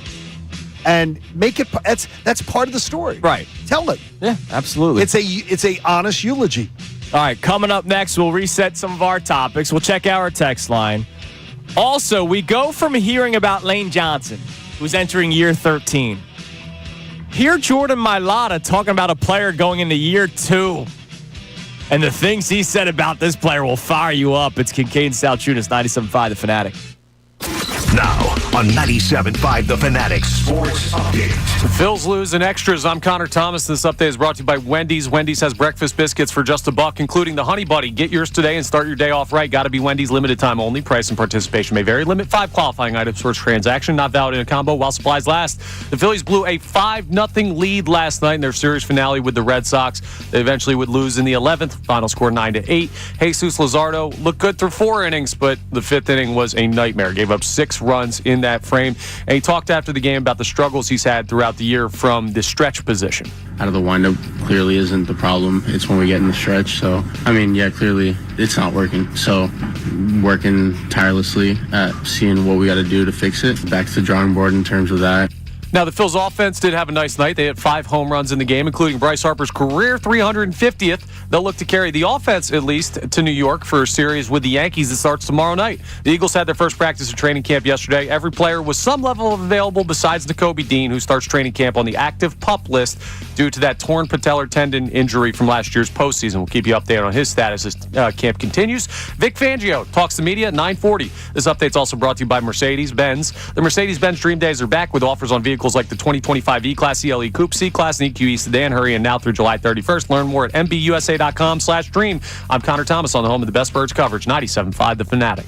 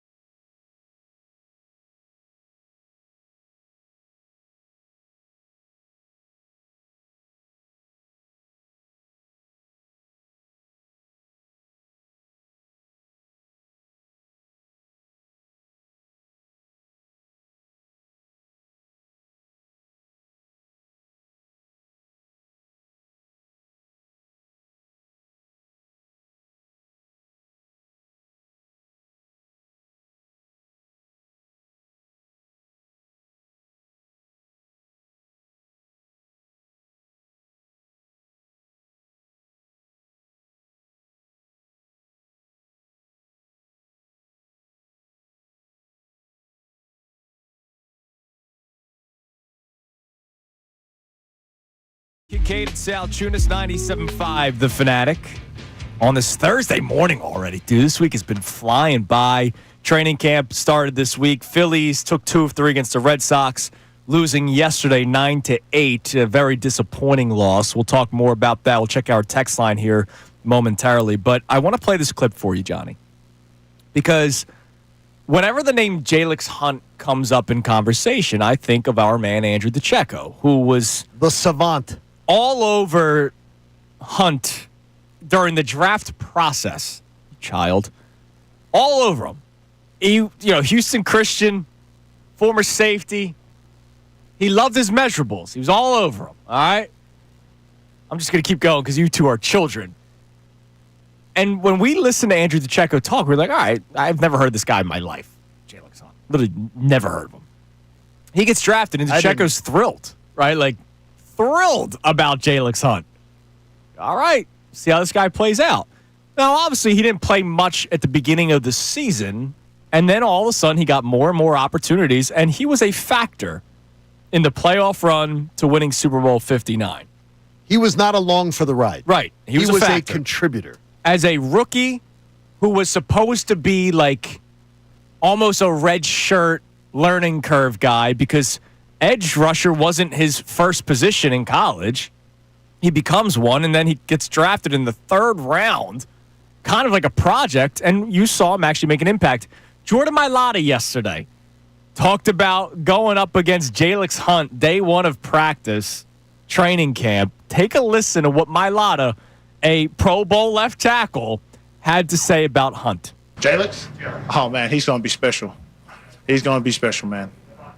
Just his burst, he has tendencies like Micah, just to be able to cut on a dime like that. Man, I'm so proud of that guy, the way he works. And how do I go from Josh Sweat to Jalen, man? It's crazy. I was just like, man, Howie, give me a break for 1 year. Jesus. Jalen is going to be a star, man. And I'm glad that I get to go up against him because I know that if he's giving me hell, he's going to give everyone else hell. So, dude, he compares him to Micah Parsons. Now, do I think he's going to be Micah Parsons? I do not. Do I think that he's going to be a decent football player? I do. Like, we already saw it last year, and it means something coming from Mailata. And I know somebody might be thinking, well, he's his teammate. He's going to talk him up. Lane Johnson, in the clips that we played in the previous segment, talked about how much he misses Brandon Graham, not just because of the smack talking, the great personality, but those two went head-to-head in practice, right? That was the side that Brandon Graham lined up on. So whenever they ran drills, when they did 7-on-7s or whatever one-on-one, edge rusher tackle drills they ran, it was Brandon Graham versus Lane Johnson for 12 years. And so now Mailata, even though it was only 1 day of practice, he's already going, man, I just had to deal with Josh Sweat for how many years? And now I got to deal with Jalen Hunt. And those are young legs. That fired me up yesterday, dude. That's exciting, and that's a great endorsement. Very, very strong endorsement.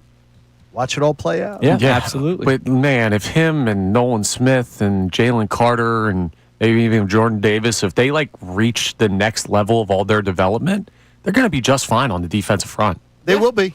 Who, by the way, Jordan Davis. They have to get there, but they will be. Jordan Davis, every single year at camp, we do, wow, look, he lost a lot of weight. Again, did it.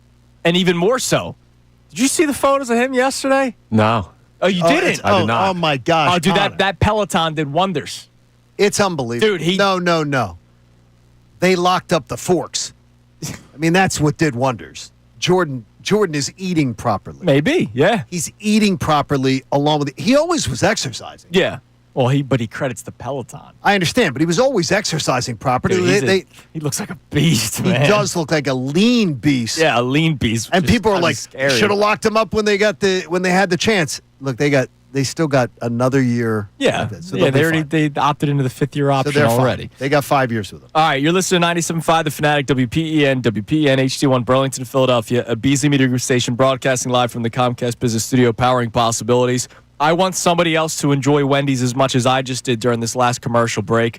Let's go to the third caller. I thought somebody was going to lose a finger. The third caller to the contest line, 610-206-0975, 610-206-0975. Third caller will get our second of our 4 $50 Wendy's gift cards. Wendy's has breakfast biscuits for just $1, including the Honey Buddy. Get yours today and start your day off right. Got to be Wendy's. Limited time only. Price and participation may vary.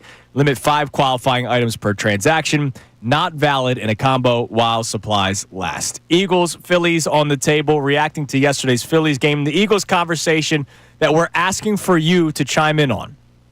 When it comes to turning the page, how easy is it for you? Have you done it? When will you do it? Because the Eagles players yesterday, and at the bottom of this hour, we will play multiple clips from multiple Eagles players who have been brainwashed into saying, we've moved on, that's in the past. Have you? And do you actually buy into some of the stuff that they're saying? 610-632-0975. I'm surprised they didn't have a teleprompter. Because it was like, Maybe Nick was Cue in the cards. background with the big card. Cue cards, yes.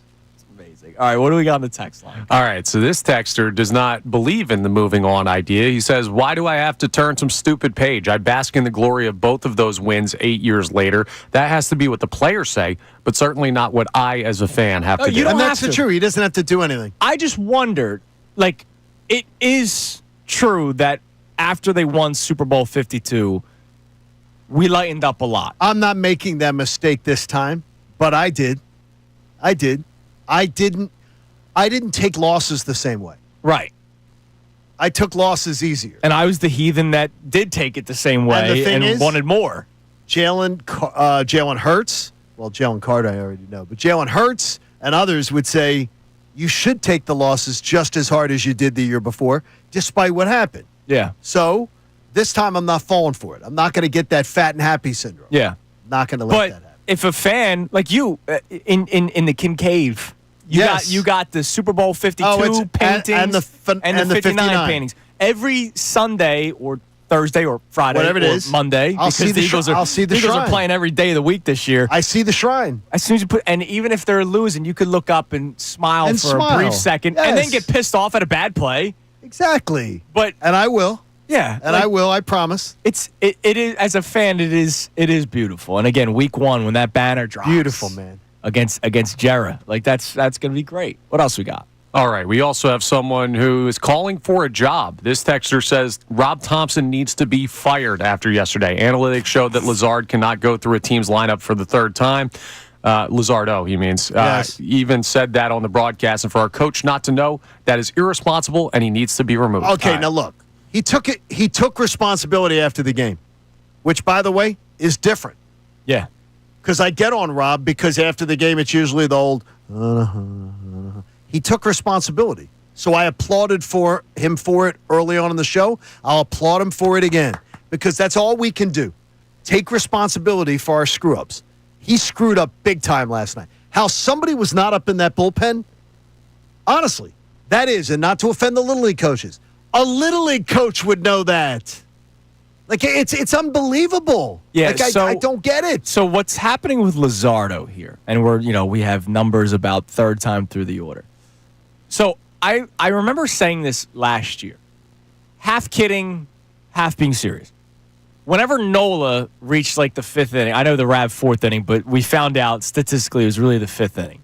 Whenever Nola reached the 5th inning, he had a meltdown numerous times last year. It wasn't you're just saying that because it's easy to pick on Nola. No, there were numerous. I believe the 5th inning was his worst inning of the ERAs, because Baseball Reference can break that down. I half jokingly, half seriously said at the beginning of the 5th inning, somebody should at least be stretching every single time. That should just be. Look, you had a day off the day before for your bullpen completely. And a day off, and you knew there was a day off the next day. Yeah. There's nothing today. Why in the world do you not have that plan? It's because they showed Rob. He's staring off he's staring off into space. There's also a fear, and again, when I had this conversation, that if a starting pitcher's dealing and they look into the bullpen and they see action, they're going, the hell's going on over there? Yeah, that can absolutely be a tough look. Yeah. Okay, you know what you got to do then? Toughen up, Buttercup. Enough. I don't want to hear that. I don't want to hear that nonsense. I hear you. This isn't Little League. That's toughen up, Buttercup. That's enough. Stop. Stop. I mean, it's Major something League- that it's- happens it to is- Major League pitchers. Well, Major League Baseball, They're all when he psychos. starts, you didn't have to do it till he starts melting down during the inning. Then get somebody up because you don't trust him, and he's proven you can't trust him. Right. We're not talking about last night specifically, just No, but- in general. Well, Moving last night you forward- needed to because he was asleep. Now there is the corner that they could stretch from.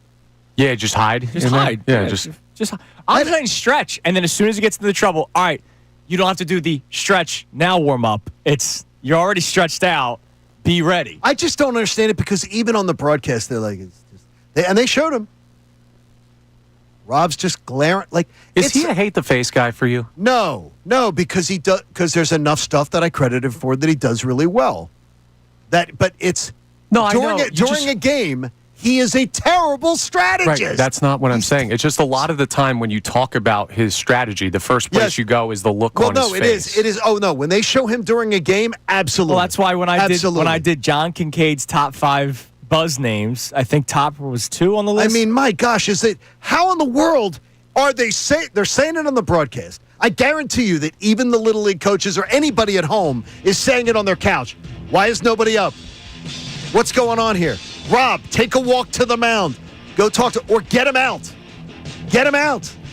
And he's just staring off. I have a question about Luzardo that I believe I asked when you were on vacation. Okay, well, you saved to save stuff again? No, it was just after the second straight bad outing that I will bring up in the next segment. Okay. And then we have today's headlines with Connor Thomas. So that'll be the little sports nugget before we get to today's headlines with Connor Thomas. That comes your way next. It's Kincade and Salciunas here on 97.5 The Fanatic. The Flyers Owen Tippett. I think the growth we've taken over the last couple of years as a group, and obviously every year a chance to move forward in that. I think coming into the year, there's a lot of excitement.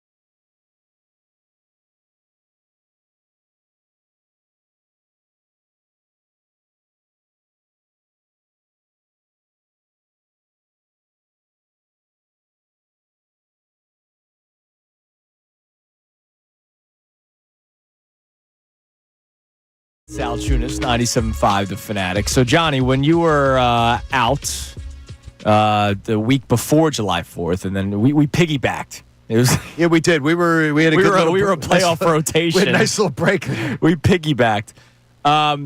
It was after the second bad Luzardo start.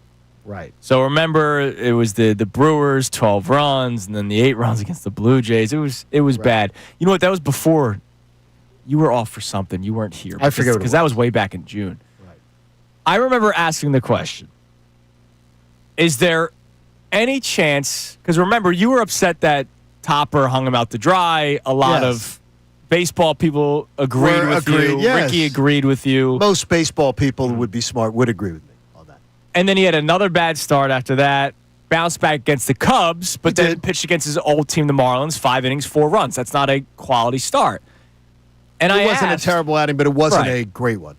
I asked Connor, is there a chance that maybe the guy who has a career 4.34 ERA is kind of evening out? Now, I don't think he's a bad pitcher. We're talking about like reverting to the norm.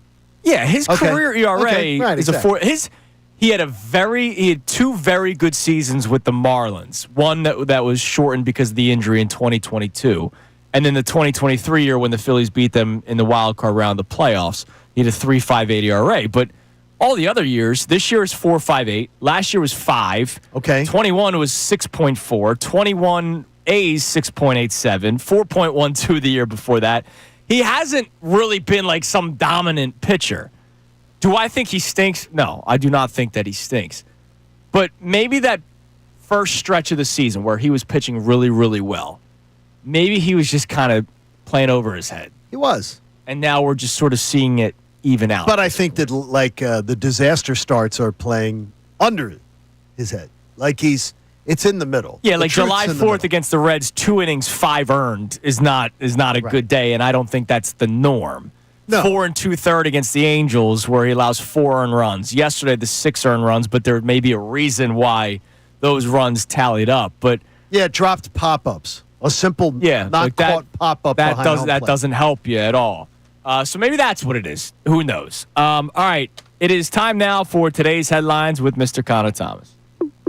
Today's headlines with the Connor Thomas. It's brought to us by our friends over at Lundy Law. For over 70 years, Lundy Law has been fighting for injured people. If you need them, remember the name Lundy Law, your injury lawyers. Visit LundyLaw.com.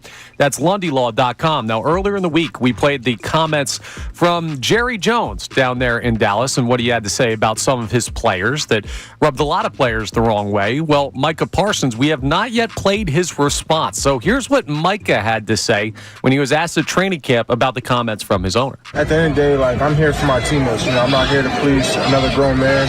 I'm here for them. I'm here for these guys. I'm not here for him, so. Not here for him. Dallas, never change. I mean, it's amazing, and this is going to get ugly, and it never had to get ugly. That's the thing. Look, we love it because if it means more issues for the Cowboys, that's great. Bring it on, please. When I can try to talk about it from a totally unbiased standpoint, this never had to happen. Micah Parsons agreed to work on a deal last year, which would have gotten ahead of these contracts. By the way, he agreed to 30. His camp agreed to $36 million, which is less than Myles Garrett, less than T.J. Watt. He talked about it on his podcast, and he said, $36 million is in front of me. I'm signing. So if he wouldn't have signed for that, he would have looked like a punk. Right. He would have looked like a lion. Oh, he's not negotiating. He said, $36 million's put in front of me. I'm signing. Yeah. Jerry blew it. And now it's going to be God knows how much money he's going to end up making. And I hope he gets every penny and more. Yep. Yeah, and there were comments from other players. Trayvon Diggs made comments about it, too, and stuff like that. CeeDee Lamb talked about it. Yeah. It's not great times down there in Dallas. It's I understand the idea of you never really want to be friends with, maybe not your boss, but the boss, the owner, right? Because they can get rid of you any second, right? I understand that. But, this is all of a sudden it's going to be a coup, players versus Jerry Jones. That's not good. Yeah, if I sat here behind this mic and said, I don't do radio for whoever, the person who pays me here at Beasley, that would not go over well. No, probably not. That's not a good working relationship to have. So keep it up, Dallas. Now, I understand where Mike is coming from for a lot of reasons. He deserves to get paid, but also he may need to get paid because I'm sure Micah, like all of us, is a big football fan. And I don't know if you guys saw what's happening potentially with Red Zone this year, but you need a little extra change in your pocket. So ESPN and NFL are within the 5-yard line of a deal on bringing some of the stuff to ESPN, including Red Zone. That was reported yesterday. And they would put it most likely on the ESPN streaming service that's expected to debut in the fall. And the monthly amount that you would have to pay for this streaming service, $29.99 a month. See, I already renewed my Red Zone. I already renewed the other. There's the 2 versions of the Red Zone. I already renewed mine with YouTube TV, and I don't think that's a bad price. That's sort of what you pay. I don't know, 30 bones a month? No, it's like the Red Zone price for right now is like, it's a lot of money. Like it's like $399 for football season or something. Is it that much? Yes, it's expensive. Huh. It's very expensive. I mean, on Hulu, which is what I have, it's $9.99 per month. And I also get the outdoor channel and the sportsman channel. Oh, as part let's of my go. package. Fishing, Do you hunting. really? Yeah. I Let me see. Let me see what it is on YouTube TV. You might be getting ripped off, Johnny. It's you get the Sports Plus add-on. You probably get multiple things it's you don't part even of it. realize. Okay, yeah, it's part of it. So it's part of my add-on that I already get with that. So I got Right. you. But I Andy, got you. the extra $20 a month for you. You paying it? It's a lot of money. It is a lot. We'll see. We'll see if Jerry pays us our new guy. Maybe I'll call my friends at ESPN Call and be Jerry. like, hey, Yeah, give me the employee discount. Must be nice. Hashtag where's the link? What else we got? Must be nice. All right, we'll get to our replay. Can we, as a fan base, really just turn the page? Because that's what the message is from the Eagles. So answer that question. Question 2. Do you believe that the Eagles players can just turn the page? Now, maybe this is naive of me. I have a lot of faith in these Eagles players to believe what they're saying. Like I think that culture, it is kind of a brainwash thing, but I think they've bought into it. I think we saw that last year, and we've seen that under Nick Sirianni. Like, if there's a head coach out there that can preach this message and get his players behind it, if there's an organization that can build the culture that gets guys to buy in, I think it's this one. So I'm not as skeptical on the whether or not they believe it thing. I think they do. Well, buying into it's one thing. Living it's another. Like the ability to live it's another. Human nature would tell you, you can't just get it out of your system. Well, none of them are 100% I never think about it. But I think the focus, to use the buzzword term that we correctly called yesterday, I think that's there for this team. Oh, I think the focus is there. They've been a focus group. And look, I remember saying this about, I think Nolan Smith said something over a month ago that you and I reacted to. And it went back to the conversation of we hope that they're enjoying it. Right. And I think I said something to the extent of maybe they enjoyed it so much that they don't want to lose that feeling. And so they want to be able to party from February to July next year. And maybe that's what it is. But this whole, the past is in the past. I'm going to, like, Jalen Hurts made it seem like he put his ring in the attic. By the way, Connor, what the difference was, I forgot. I subscribed to the Sunday Ticket. Which is the one where I get every single game. Yeah. Right. Not just the Red Zone. Red Zone I get with the Sunday Ticket. Yeah, Sunday Ticket's always been expensive. I love the Sunday Ticket, being able to get any game in entirety so I can flip to that whole game. Is it literally just Red Zone for $29.99? It's just Red Zone. Well, no, it's the streaming service. Yeah, but it's just the Red Zone. But that's the only place you can get Red Zone. Right, but I wonder if you can stream every ESPN game. No? No. You just are getting the Red Zone product of bouncing around to all the games. Wow. I thought it was the whole streaming service is going to cost. That's what the article That's what it is. It's what, you're getting the additional, right. But any game that's on ESPN, baseball, hockey, basketball, you would be able to get all of it. That's just my guess. Yes, because you're buying right because you bought the process. Come on, man. All right, coming up next, we will play all the Eagles who were brainwashed yesterday about moving on from the Super Bowl. Jalen Hurts, Jordan Mailata, Saquon Barkley. It's Kincade Salciunas, 97.5 The Fanatic. Now on 97.5 The Fanatic Sports Update. Phils miss out on the sweep. I'm Connor Thomas. This update's brought to you by Dairy Queen. Fly into DQ today for a cosmic collision of flavors in their new Superman cake batter cookie dough blizzard treat for a limited time. And don't miss Superman, only in theaters. DQ. Happy tastes good. The Phillies, well, that game didn't look good last night. They blew a 5-0 lead in the fifth inning. They ended up losing 9-8 in extra innings. Jesus Luzardo looked strong for 4, but gave up 6 runs in a nightmare fifth inning. And he talked after the game about struggles that he's had throwing from the stretch as opposed to the windup. Out of the windup clearly isn't the problem. It's when we get in the stretch. So, I mean, yeah, clearly it's not working. So, working tirelessly at seeing what we got to do to fix it. Back to the drawing board in terms of that. There have been a lot of tweaks for Luzardo this year to try and keep up his performance. We'll see if he's able to make another one. The Phils did hit 5 home runs in the game, including Bryce Harper's career 350th. So they'll look to build on that offensive performance as they go to New York. They'll play the Yankees for 3 games starting tomorrow night. The Eagles had their first practice training camp yesterday. Everyone was available in some capacity besides Nakobe Dean, who was on the active PUP list to start camp. We'll keep you updated on his ongoing recovery from the torn patellar tendon from last year's postseason. Vic Fangio meets with the media at 9:40. This update's also brought to you by Wendy's. Wendy's has breakfast biscuits for just $1, including the Honey Buddy. Get yours today and start your day off right. Got to be Wendy's. Limited time only. Price and participation may vary. Limit 5 qualifying items per transaction. Not valid in a combo while supplies last. I'm Connor Thomas for the home of the best Birds coverage. 97.5 The Fanatic. Eagles general manager Howie Roseman. We're trying to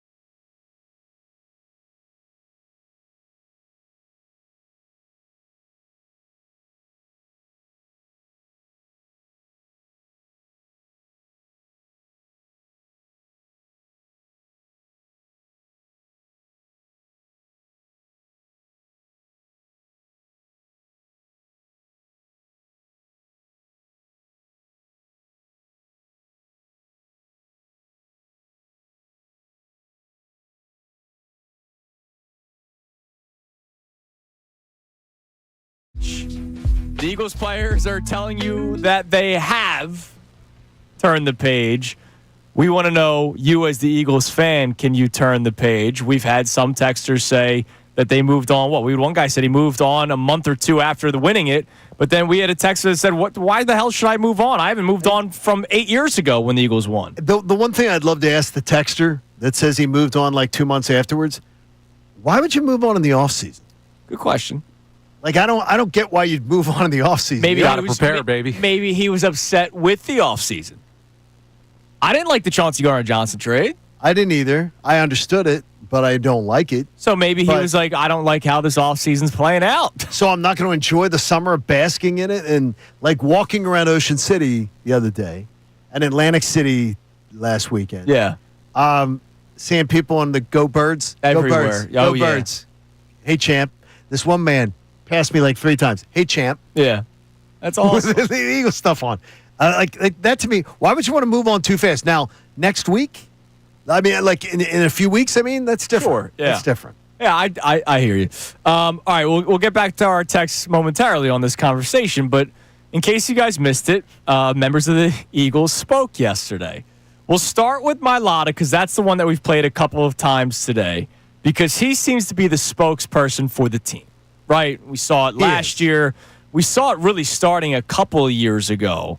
During the collapse season, we heard a lot more from Jordan Mailata. But once Jason Kelce and Fletcher Cox exited the locker room, it was the Jordan Mailata show, even though Hurts is the face of the team.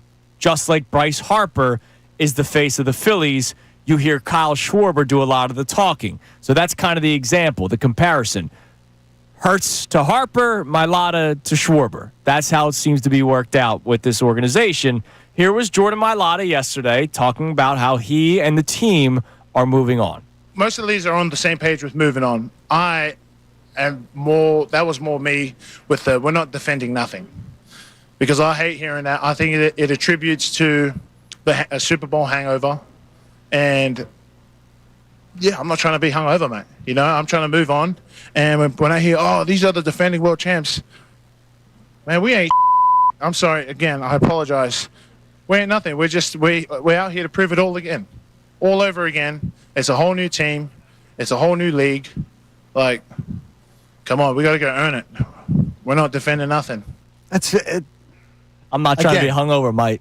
Again, your Australian's not good. No, I'm not trying to be in good. 2011, Mike. In 2011, New England loses the Super Bowl.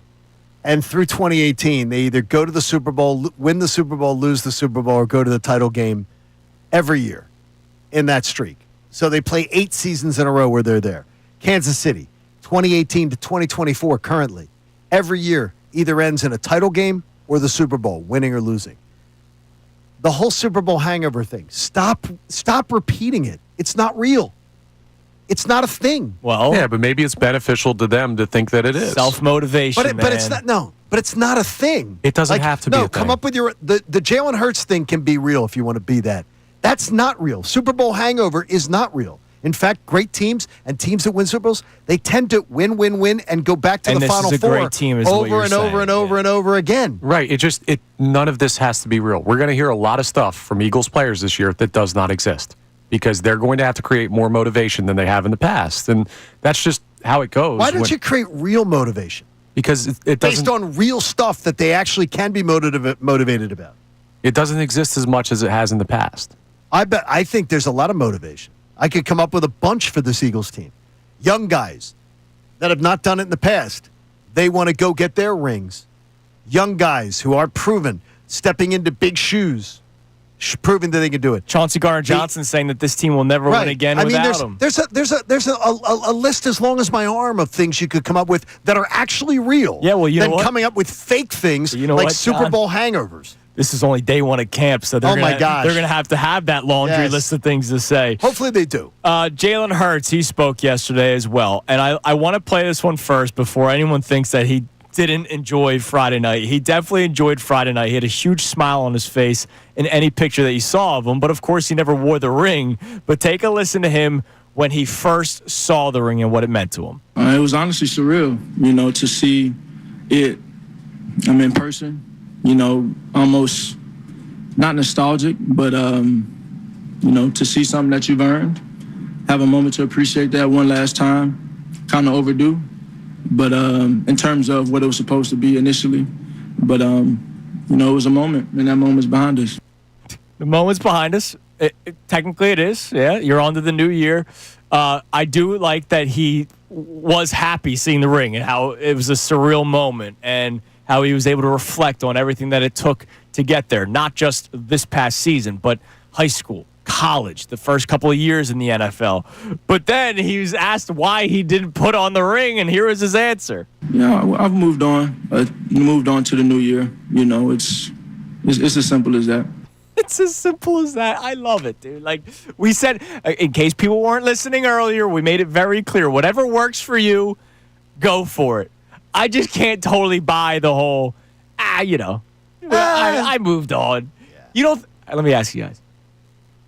Did he put it on when he got home when there were no cameras around? Yes. He's absolutely tried that ring on. I don't know.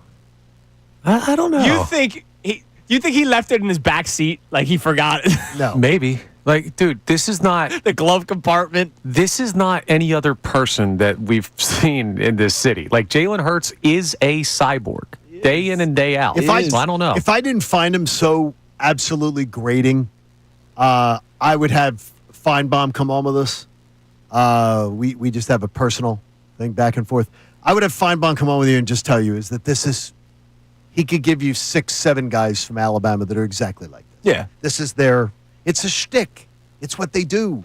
It's how they were taught. It's how their programming is. But then Devontae Smith was crying Friday. I loved it. Yeah, that's great. Loved it. But it's part of I absolutely loved Devontae's reaction. Was awesome. And Cooper and Reed with the shaking. They were like children. The shaking up and down. They still are. It's okay to have just genuine reactions at times. Yeah, absolutely. Okay. And look, Jalen did have a big smile on his face. He did, big smile. He just wouldn't put it on because of whatever motivational factor. And he knew going in that night that he wasn't going to put it on. Yes, he did. That is a decision, conscious decision. Yes. We did. Right. One more for you, Saquon Barkley. You guys haven't heard from Saquon yet today. We haven't played it yet. He's been very quiet all of a sudden because he was very. Yeah, I think he's locked into football now. Good. He was like DeJean. He got around a lot after they won. Mikey Miss didn't even want him to have a beer. Right, he didn't want him to have a beer. Here was Saquon Barkley talking about how easy it is to turn the page.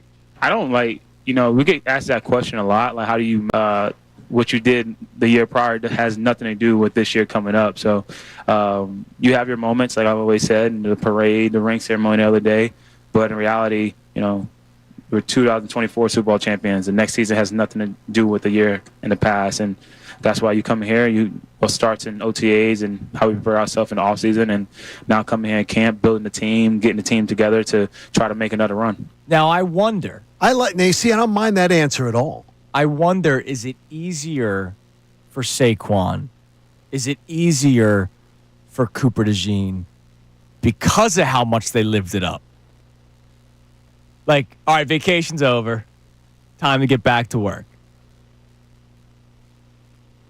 Like, they lived it up, right? And this is all. Football's not all they know, but football is a lot of what their livelihood is. Okay. They lived it up. Like, Saquon was he was living it up, golfing with the president, doing the Tonight Show, all that kind of stuff. He lived it up. Cooper DeJean lived it up. Is it a little bit easier for them to go, all right, I had my fun. I made the most of my 5-month opportunity being a Super Bowl champion. Time to get back to work. You and I we see each other after vacation. Yes. We would both answer yes. Mm-hmm. Because we do it up on vacation. Because after vacation, you go, well, we also, too, disconnect. Yeah. Go underground. And then come back, and it's like, boy, that was great. That's our living it up, not watching sports every 5 seconds. Right, back to work. Back to work now. Now we're back to it. We're ready to go. So I would imagine they're like that. Maybe that's part of it. I loved Saquon's answer. I thought that was absolutely awesome. Yeah, it was great. I just hope a lot of the guys enjoyed it. I hope they did, too. I think they did. I'm sure I hope they did. The ones who let us see that they enjoyed it, I think, take the question. And some of them let us see it, man. They take the the question out of it. Yeah, absolutely. All right, sneak in one text. Never mind. By the way, last night, that was not a home run in extra innings. What? I just saw the video. That was absolutely a home run. No, it was not. And you can come and watch the video right here. It was not a home run. I saw it was fan interference, and it should have been a double. It's fan interference. I'll show you the video right here. Fan sent it to me, and I'll show it to you. It's fan interference. It was touched beforehand. And it is clear as day. And John Foley has it. All right. That should not have been a home run. They missed it. They missed it. Good news is there's nobody after Seth Johnson, so I was okay with it. All right, no, but I got you. It shouldn't have been a home run. All right, coming up next, we've played a lot of audio for you today. How about we steal notes, Johnny? I did that in school sometimes. Of our favorite football guy, Andrew DeCecco. Oh, it was a great notes. Great recap of day one of camp. We'll go through it next. It's Kincade Salciunas, 97.5 The Fanatic. Now, a Birds Insider update on 97.5 The Fanatic and 97.5thefanatic.com. I'm Connor Thomas, and the Eagles got going in training camp yesterday. It was the first day for them to prepare for their defense of their 2024 Super Bowl championship, and they have their focus clearly on this year. They made that apparent as players, coaches met with the media. So let's hear from Jalen Hurts first, who, unsurprisingly, is a lot more focused on this season than what happened last year. Yeah, I've moved on. Moved on to the new year. You know, it's as simple as that. So you heard that from a lot of players, including the quarterback, and that's something that I think we should like to hear as Eagles fans. The focus is on the title defense and not what was done last year. That's something that we're going to hear throughout the season. But something that we also heard was about the lessons learned from the last time the Eagles won the Super Bowl. Howie Roseman talked about that. As much as you love the players, the staff, we got to keep getting better. And there are teams that are improving throughout the offseason that we got to keep up with, and we got to do whatever it takes to put our best team forward, our best foot forward. So, hey, you got to focus on this year, and you got to remember what in the past stopped you from doing that. The Eagles, in good news, were just about all healthy. The only guy not available in some sense was Nakobe Dean, who started camp on the active PUP list with the torn patellar tendon injury from last year. We'll keep you updated on his status as camp continues. Vic Fangio will meet with the media coming up at 9:40. I'm Connor Thomas on the home of the best Birds coverage, 97.5 The Fanatic and 97.5thefanatic.com.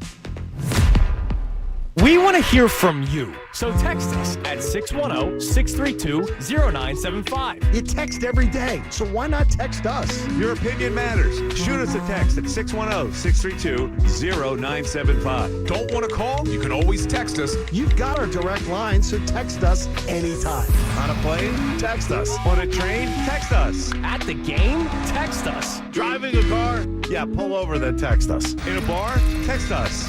610-632-0975. 97.5 The Fanatic.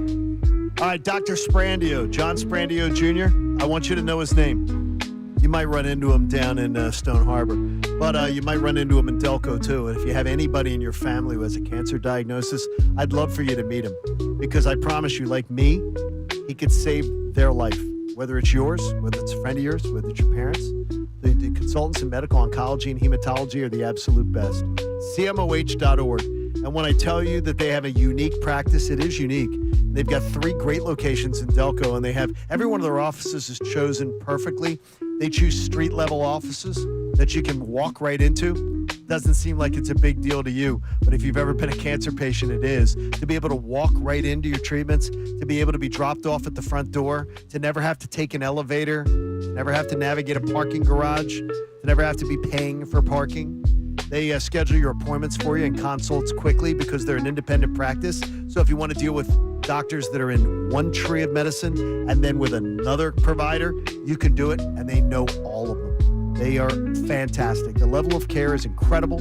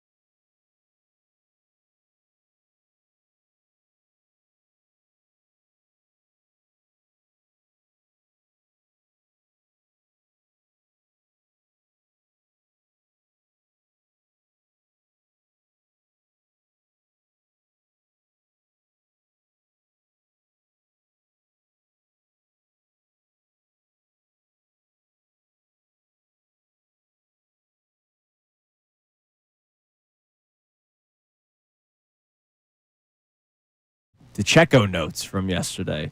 And we were talking about the home run ball during the commercial break. I still think it was a home run. I do, because it hit the fans' forearms, and they have to judge it, whether or not they think it was going to go out. So I think it was a home run. I do not. All right. But the fans reaching over the fence, though, that stuff got to sort of got to stop. Well, there's nothing you can do about it. No, you can. You can start to enforce it a little more as you start touching the stuff. Well, they did. Out. They literally. Oh, you were on vacation. They tossed somebody out from the Diamondbacks. There was a season ticket holder. It happened 3 times this year, or once last year, once the year before, twice this year. He lost his season tickets for the rest of the season. Good. So one team is enforcing it. That's just a natural thing, though. Yeah, if a ball's coming at you, you try and catch the ball. No. Especially at the velocity that these balls are flying out at. It is. To reach onto the field of play to do it is not, though. That's not natural. That's absolutely natural. You see everybody do it every time a home run gets hit. Foul balls. Everything. What was the Bettman? Or no, not Bettman. Who? Who was the guy? No, it was Bartman. Bartman. Yeah, Bettman's the commissioner of the NHL. The guy just missed it. The guy who took the NHL into obscurity. All right. DeCecco notes from yesterday. What a great job. He's great. And it's on InsideTheBirds.com. We're going to have him in studio tomorrow. 2 hours tomorrow. From 8 to 10. Always love our conversations with Andrew. And we get 2 days of camp to react to. Now, yesterday was day 1. And Connor has been saying it in his updates today. We talked about it on post-show headlines yesterday. Nakobe Dean starting camp on the PUP list. And who knows how long he could be physically unable to perform. Does that mean maybe not ready for week 1? We'll find out. But Jihad Campbell, who is not 100%. Remember, he was hurt during the draft process, which is part of the reason why he fell to the Eagles at 32 in the first round. So, no, did they trade up? For what, Nakobe Dean? Campbell? No, Jihad Campbell. They traded up to 31 from 30. They traded up one spot, yeah. So the Eagles get him at 31 because of the injury stuff. So he did practice yesterday, even though I'm sure he will be limited at the beginning of camp. He did practice yesterday, and Andrew DeCecco mentions right away that Campbell made notable impressions, including a defended pass on a crossing route from Tanner McKee to Danny Gray. Hell yeah. He was Gray had the step, and a better ball would have helped, according to DeCecco. But Campbell showcased his range and athleticism in breaking up the pass. That's what we're going to see. That is going to be a next level thing if he plays like he did in college. And that's something, honestly, where he's next level to Vaughn. Like completely next level. Yeah. Well, first off, younger legs too, but he's next level. The return of the back works 2 ways, running back and linebacker. I love with the Eagles. It's amazing. Did you see Vaughn too, talking about how much he's going to take him under wing and I love that. Share everything that he knows. And that's his culture. He's not going to be one of those did that veterans. with Quinyon Mitchell last year. For all the people that they don't like Darius Slay, he took Quinyon Mitchell under his wing. Never ever being like, "Hey, dude, learn yourself." No, he wasn't great. Aaron Rodgers. He wasn't that. Nope. Eagles open 11-on-11s in base defense. Cooper DeJean was at safety. Whoa. Yeah, you might have to retire. Is not a safety. You might have to retire the song. Yeah, now, it might here's happen. the deal. The Eagles, and it's not just the Eagles, it's an NFL thing, are not in base often. So, more often than not, I don't know what the percentage breakdown is off the top of my head. I'm sure Nerd Boy over here will be able to find that out at some point. Find it out at some point. They're not going to be typically in base defense because that's just not how the NFL operates. And so DeJean, I imagine, will still be your safety or your slot corner because you're not going to use a second-round pick on Andrew Makuba and be like, yeah, no, but DeJean's our starting safety when you have a competition between Makuba and Sidney Brown. But that just kind of goes to show that if there is a base defense package, when you don't have the slot corner on the field, DeJean might be your safety. But as soon as they went to the nickel coverage, which to me that should be the new base defense just because that's the way it is, DeJean was right back at the slot corner. Sidney Brown got the first team reps. Makuba took a few, but it was Sidney Brown. I imagine they're going to flip-flop over the course of camp. That's just my guess. Because Yes, I don't that's the think right way Sidney- to handle it, though. Yeah. Sidney's been here. You don't start, even though he's like the second rounder, you give Sidney first crack. A lot of people believe Drew Makuba is going to take that job. Yeah. Keely Ringo. I would hope he does when you use that draft pick on him. Yep, absolutely. And plus, I don't trust Sidney Brown. Keely Ringo got the. Thank you. It's true. I don't trust him on the field. Keely Ringo got the starting right side corner spot. Quinyon Mitchell obviously at the left side. So Keely Ringo getting the opportunity to win the job over Adoree Jackson. So another nugget there that it's Keely Ringo that's going to be getting the start. And then the big thing is that the offense clicked right away. The offense will always have the advantage early on, especially when there's no tackling the quarterback. That's why when certain reporters do like the charts, Yeah, it doesn't really work out like that. I kind of laugh at it because why do you care? Which is a topic that we were supposed to get to today. That's It's okay now. we can save that. Plenty We of can stuff to save get that to. for tomorrow. Yeah, we got a big day. Like Jalen Hurts won't feel a pass rush, so he's not going to throw interceptions. He might not throw interceptions, period, because he's a good quarterback. Oh, he better. It's trouble if he doesn't throw interceptions. But We covered this. I'm just saying, like it's, don't live and die by what reporters are saying about completion percentage in training camp. It's kind of ridiculous. Anyways, all right, coming up next, Nakobe Dean. We just talked about him. Jahad Campbell got a lot of love in Andrew DeCecco's notes from day one of camp. How much time is left for Nakobe Dean? We'll discuss this next as Kincade Salciunas, 97.5 The Fanatic. Now on 97.5 The Fanatic Sports Update. The Phils collapse in the fifth. I'm Connor Thomas, and this update is brought to you by Groundworks, your trained and certified experts for basement waterproofing and foundation repair since 1997. Book your free inspection at groundworks.com. The Phillies blew a 5-0 lead last night in the fifth inning of their series finale with the Red Sox. They eventually lost the game 9-8 in the 11th inning. Jesus Luzardo had a strong first 4 innings, but in the fifth, gave up 6 runs, walked a bunch of guys, gave up a grand slam. It was not great, and he talked after the game about the struggles from the stretch that he's been going through lately. Out of the windup clearly isn't the problem. It's when we get in the stretch. So, clearly it's not working. So, working tirelessly at seeing what we got to do to fix it. Back to the drawing board in terms of that. We'll see if Luzardo can make another adjustment this year. It's been an up and down year for him. The Phils made an adjustment offensively. They had 5 home runs in the game, including Bryce Harper's career 350th. So we'll see if the offense stays hot as they head to New York for a series with the Yankees that starts tomorrow night. The Eagles had their first practice of training camp yesterday. All players were some level of available besides Nakobe Dean, who will start training camp on the active PUP list as he recovers from that torn patellar tendon from last year's postseason. Vic Fangio will meet with the media at 9:40. This update's also brought to you by Wendy's. Wendy's has breakfast biscuits for just $1, including the Honey Buddy. Get yours today and start the day off right. Got to be Wendy's. Limited time only. Price of participation may vary. Limit 5 qualifying items per transaction. Not valid in a combo while supplies last. I'm Connor Thomas on the home for the best Birds coverage. 97.5 The Fanatic and 97.5thefanatic.com.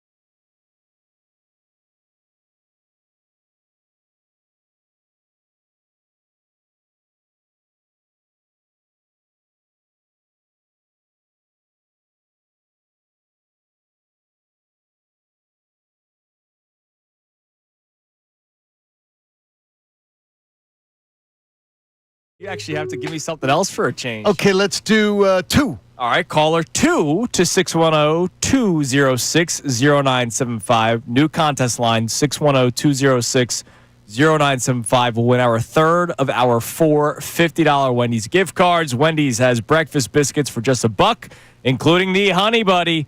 Get yours today and start your day off right. Got to be Wendy's, limited time only. Price and participation may vary. Limit 5 qualifying items per transaction, not valid in a combo while supplies last. All right, so yesterday you and I talked about this on post-show headlines. Which was fun yesterday. I love post-show headlines. If you're not checking it out on YouTube, please do. Yeah, please like and subscribe. Right, Haley? Check out our YouTube stuff, post-show headlines. We get into stuff that we typically would not get into on the air, or maybe just small little side topics off of a main topic. Yeah, or stuff that Scott would scold us for. Yes. If we spent too much time on it during the show, let's be honest. Yes, exactly. That's what it really is. Like the fun stuff that we don't really get into on the air.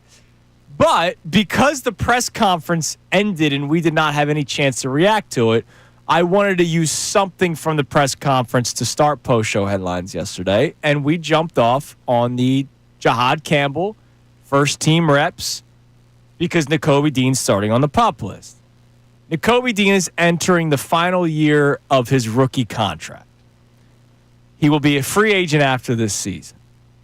It has been a shame that for 3 straight seasons we have seen him miss a lot of time due to injury.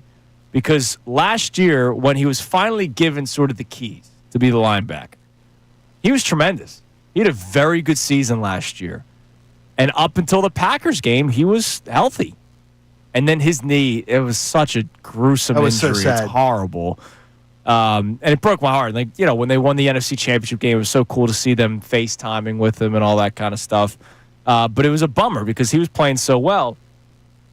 They draft a linebacker in the first round. Is this the last year for Nakobe Dean unless he gets the 1-year prove-it deal after this season? You know what I said to you yesterday on post show. I do think he gets a 1-year deal after this. I think Nakobe wants to be here. I think he wants to be part of the plan here, especially with a lot of his boys here. Right, all the Bulldogs. But I don't think he's getting a big-term contract extension here. No, well, and I don't think he's going to get that anywhere. He's not. I don't think he gets any sort of big deal. I think he gets a 1-year deal wherever he goes for next year. Whether it's here or otherwise, I think it's going to be here. I'm confident he'll stick around. It'd be nice if it was here. It's just a shame. But, like, here's the thing. If Jahad Campbell plays really well in his absence, is Nakobe Dean going to want to come here to be a rotational player, special teams guy, or would he want to take that 1-year prove-it deal to be a starter somewhere? Because that's the other thing. Like, if Jahad Campbell plays the way people talk about Jahad Campbell, there's more hype with Campbell than Nakobe Dean when he came out of college, correct? He is a better NFL prospect. Nakobe had a spectacular college career. Absolutely. But as you're talking about an NFL prospect, it's not close. So if Campbell plays really well, to the way that people talk about him, there's not many snaps for Dean on the field. Yeah, now, are you guys set on him getting a 1-year prove-it deal? Because next year, you mean? I think there would be teams out there that would give him a multi-year contract for the age that he is. I don't know because of the We injury. haven't seen, and we got to see this year. Like, look, he's missed 3 of 4 years he's been injured. Jair Alexander couldn't get more than a 1-year deal. You know what I mean? Right. We think How these old guys is are going to Jair get Alexander? 27, 26. I thought he's 27. He's a little bit older than that. I don't think he's in his 30s. He's 28. A young 28. And Nakobe's what, 25? Yes. Yeah, but not as injured. I mean, Nakobe's major injuries. I got you. I think our thought process Injuries on Nakobe coming out of college. Rookie season, he played 17 games, but more special teams. And then he only plays 5 games in 2023. And then last year he plays 15, but it's another bad injury. It's a shame. Right. I don't think the Eagles would give him a multi-year contract. But I think there are teams around the NFL that might take a flyer on that. That would be like, okay, a lot of teams offering him a 1-year deal. We give you 3 and just cut down on the guaranteed money. Yeah, I think he'd be more apt to stay here, be amongst the system and the group and the teammates that he's with, and then prove it with a health right fully built up. That's what I would guess that he would do. but we'll see. Yeah, we'll see. And I'm interested when we have DeCecco in tomorrow for the 2 hours. That's one of the questions I'm going to ask him. Like, hey, could this be it for Nakobe Dean in an Eagles uniform? And it's a shame because I never feel like we totally got to see it. Last year we did, and then he gets hurt. It's horrible, man. Like, gets hurt a lot, and it's just who he is. And that's a shame. You're listening to 97.5 The Fanatic, WPEN HD1 Burlington, Philadelphia, a BZ media station broadcasting live from the Comcast Business Studio, powering possibilities. One thing I forgot to bring up earlier, I mentioned it in like the 6 o'clock hour. I saw a Ken Rosenthal report. The Astros are pursuing a top-of-the-rotation starter. The Astros are also looking for, specifically, a left-handed hitting second baseman. Is there a... Are you kidding me? I'm just asking. Is there a possibility that could be something that happens? Are you serious? You think there's going to be an interest in Bryson Stott? Well, he fits it, right? Left-handed hitting second baseman. Much like how the Phillies need a right-handed pop bat. He hit at the side of a barn. He hit two barns yesterday. I understand. Stop. 2 barns. He is a guy. Barn day. He had 2 hits. He's been one of the worst. 2 extra base hits in baseball. Yeah. So here's what I'll say. There may be someone in Baltimore that at some point this year, if you talked about, hey, could the Orioles trade away Cedric Mullins, that would look at the way that he was swinging the bat and say, who wants this dude? Like, there are other organizations in baseball that may be more dire at other positions that see a shot in the dark at a player is more valuable than we do watching the guy every day. That's all I'll say on that. Like, I don't think Stott's going to get moved, and I don't think they're going to be interested in Stott, but I'm not going to 100% write it off. Actually, this is a very, very interesting, specific request. They want a left-handed hitting second base. Good for them. I don't know how many there are. I'm not. I don't buy it. No, that they'd get talked. The Astros are one of the shrewdest organizations for talent in baseball. I don't think they're going, oh yeah, Bryson Stott, bring it on. If they did, wow, that'd be a great deal. I'm still amazed, by the way, how the Astros are playing so well this year. I mean, it shouldn't surprise me, but considering how many of those guys have left recently, and yet they're just still finding ways. They're still in the mix, right? Yeah, it's weird. They're still in the mix. I don't know how they keep hitting the way that they do. Good ball clubs. Great know organization. What they're doing. All right, what do we got in the text line, Connor? All right, so we had a texter earlier that was calling for Rob Thompson's job. He is not alone. Steve checks in and says, Rob Thompson needs to go. That 5th inning, how do you leave Luzardo in that long? Also, the 10th inning, how do you try to steal second there? And in the 11th, Rojas and Kepler back-to-back in the lineup. I shut it off. I knew it was over. All right, so yeah, we have not talked about the Weston Wilson attempt to steal second. And what was it? I don't get it. And what was why were you taking Schwarber out? Well, I understand the pinch running. You're hoping that because it was it the 9th or 10th? It was the 10th. It was the 10th. So what? You're trying to win it, and then Schwarber's not batting for another 6 or 7 batters, wherever they were at the order. I don't love the decision. Don't get me wrong. I just is Weston Wilson the pinch runner off the bench? That was weird. Okay, I get the thought process, but not Weston Wilson. Okay, but, this is who else is it? Right? Was Rojas already in the game? Rojas was in the game. Yeah. So but why'd you have to do it? And that's what they asked on the broadcast. Right, you didn't have to do it. Why do you have to do this? What they asked on the broadcast. You did not have to do it. Why are they doing it? I believe it's Eduardo Perez, but why are they doing it? What is the big upgrade? I mean, again, the strategist Rob Thompson. Last night they spent an entire ESPN broadcast just going, what is he doing? Like, what's this? Yeah. Like, why? I mean, he doesn't strategize with logic. There's not a lot of logic involved. That makes why did you have to take him out of that game? By the way, in 2025, Weston Wilson has 0 stolen bases. And I mean, he doesn't. Last year in his limited opportunities, he had 3 in 41 games. The year before that, he had 3. He's got 6 career stolen bases in the major league level. He absolutely is faster than Schwarber. Yeah. But he is not significantly like, oh my gosh. Let's it's try to such swipe a bag with 2 outs in the inning in the bottom of the 10th? Yeah, Like, no. That's a spot where Rob Thompson looks at his bullpen and goes, I don't like who I'm going to throw in the 11th. So I'm going to try and win it here. Kyle Schwarber's not stealing second. We'll go with, well, he could, but we'll go with the slightly faster player because he's the fastest guy on the bench. And then we're going to swipe second regardless. Wasn't Castellanos up to bat at the time? Yeah, he would have been because Schwarber just got on. So, what did he do earlier in the game? Hit a home run. It's not a guarantee that he does it again, but I just don't understand it. If it's Johan Rojas, totally different conversation. Right. Like, I go, sure, damn, good play by Navarez. Like, tip of the cap. Again, they literally said it but what?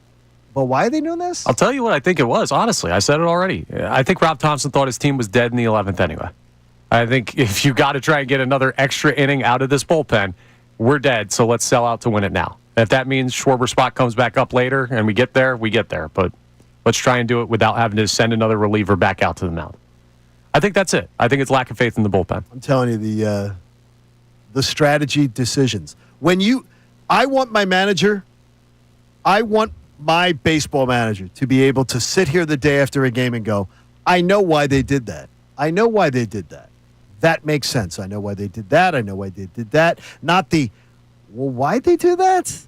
Why is he making that choice? That's a really strange choice. Yeah. It just I also don't know really why. Odd. I'm sure there was splits or something to it, but Lazar only pitching 1. I thought it was a weird decision yesterday.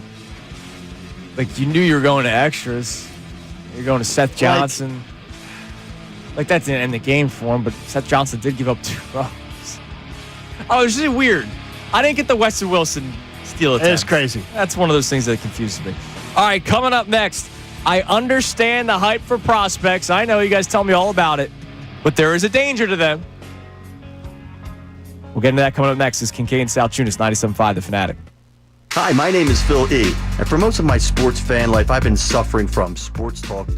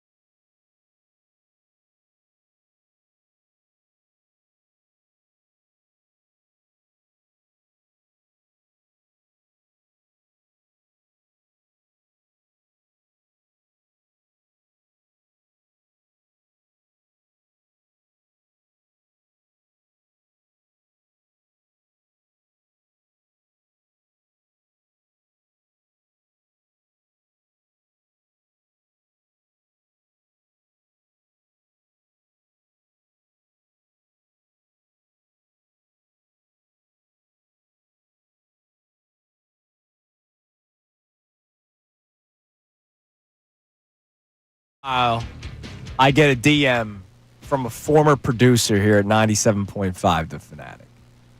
Because I believe deep down he still wants to be here sometimes, but I understand life choices happen. And you got to think about family and other future paths. And I'm talking about our old buddy Tom Alvord. Love Tom Alvord. Tom Alvord. He had the best voice at the station. Yes, he did. And Tommy DMs me every once in a while with stuff that he knows will either get me going, like blood boiling, or he just knows how to go, here you go, here's some more ammo to your opinions. So I appreciate that from Tom Alvord. He sent me a tweet yesterday from Bobby and Bob Nightingale. Bobby and Bob? Yeah, I'm guessing. Is Bobby Nightingale the son of Bob Nightingale? I guess. I didn't know that. So is his son trying to scoop his dad? Maybe. Oh, you know what? His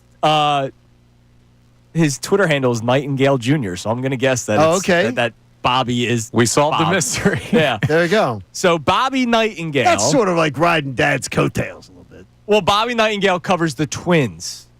Bob Nightingale's Major League Baseball. So Bobby's still got some time. He'll get but there. if dad's feeding you stories and then you retweet them. Bobby put out something and dad quote tweeted it. Well, then that's good use of dad sharing his clout. Good job, dad. Sometimes the kid surpasses the father. So Bobby Nightingale puts out a tweet that the Twins released catcher Diego Cartaya. Listen to you putting some stank on it. Former top prospect with the Dodgers after they claimed Johnny Pereda off waivers. Cartaya, former top prospect, 5 hits and 59 at bats at the AAA level. That's a .085 batting average. Wasn't he a big... In those 59 at bats, 4 TKs, 4-0. Wasn't he the big name, though?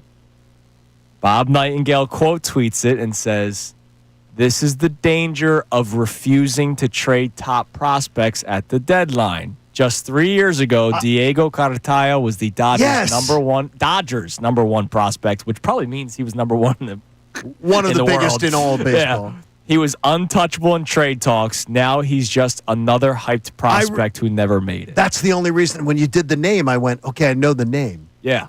So, look, I know that that's not always the case. Yes. I know that, Connor. I don't you like to remind me that. I know that. But all I'm saying is this is why I am never hesitant to trade a prospect, because every guy could be that next big one.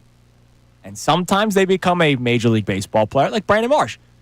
You know how I feel about Brandon Marsh, but you also know that I've said numerous times that guy will be a 10-year Major League Baseball player. He'll get the gold card. He'll get to hang out with Ricky Pitalico, playing, going to any baseball park that he wants. Like, he will be a 10-year service time guy in Major League Baseball. I just don't think it should be with a championship contending team. But what he was expected to be to what he's been, a complete disappointment. Right. He was a former top prospect in baseball. Just like this Diego Cartaya, who went 5 for 59 in AAA, including 40 strikeouts. Yeah. All this is you're trying to cross the street, and I'm just telling you to look both ways. And you're telling me I'll never, ever get hit by a car. Like, I'm just telling you to think about it first. All right? No, I think it would be the other way around, because I'm the reckless one. I'm the one that's trying to... I don't know. I guess that would make sense then. There you go. All right. You got Just there. listen to Connor. He doesn't want you to get you killed. Sure. Thank you, Connor. I appreciate you looking out you for can me. trade the prospects. I just want you to look both ways before you do. I'm just... Yeah. Sometimes you're a little bit flippant. And I'm sort of between the two of you on that one a little bit, but I lean more towards Connor on that one. I got you. You guys I get you though. Hold But that on is to every I remember prospect. that name though. When you said it, I went, okay, I know that name, but I didn't know. I said, man, he never got to the majors. As Mopar checks in on the YouTube chat, just look at the Phillies' history in drafting. That should say it all. Yes. It's not. Well, everybody I know is getting crazy about Mickey Moniak now. Yeah. Mickey Moniak. Because he's hitting home runs in Colorado. Yes. Wow. In Colorado. He's having fun. Wow. Hey, I did put but out he's the still- trade for Mickey Moniak tweet the other day. He is still productive though. Yeah. He's still productive. That's why, you know what's amazing? He's better than Brandon Marsh. In Colorado. Yeah, Colorado may have something to But do what's with it. amazing is Chris Bryant being like gone.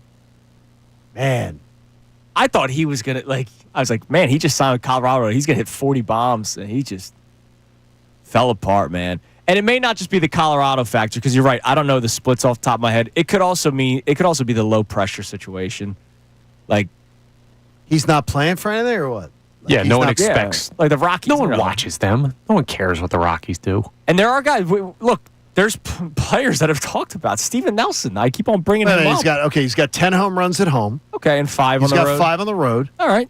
He's got 29 runs batted in at home. He's got 10 on the road. Yeah, so he's got little benefit of the Colorado ballpark. 44 hits at home, 26 on the road. So he is a much more productive hitter. He's a 317 hitter at home, 224 hitter on the road. Yeah. Would we take 317 hitter at home from our center fielders? Sure, but Citizens Bank Park is not I got you. In the mountains. I got you. Yeah. Could you imagine if it was? South Broad, baby. Sure, we'd be hitting balls on the Broad Street. Yes, that is true.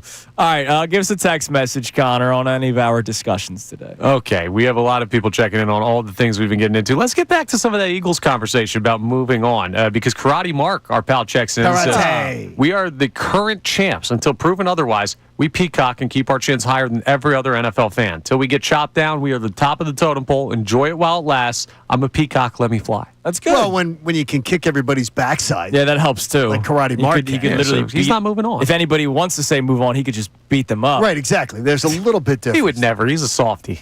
Nice guy. Go ahead, say that to his face. No, like a nice guy. Not like he can't fight. Like he wouldn't fight. Say that to his face. Mark's one of the nicest people. Yes, he is. That's why I love him. Take him out. But yeah, and from a fan standpoint, that's great.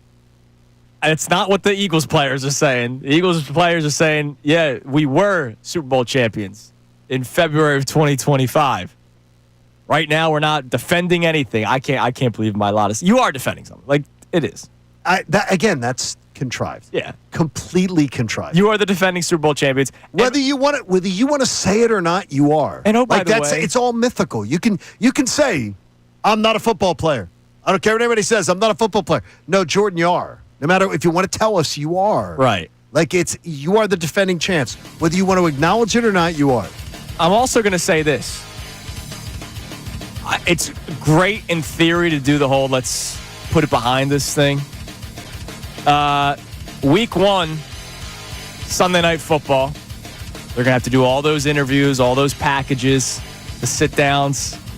Week 2 is America's Game of the Week on Fox. Week 1, Thursday night, against the Chiefs. Sorry, Thursday night, but NBC. Yes. All these national televised games that they're going to be doing, they're all going to be doing the sit-downs with that network. Hey, what was it like? They can't totally put it behind them as much as they want to try. Yeah. What I don't even remember. All right, coming up next, did the Eagles do enough this offseason? Can't believe I'm asking that question. But one NFL analyst makes it seem like they didn't have that impactful of an offseason. It's Kincade and Salciunas, 97.5 The Fanatic.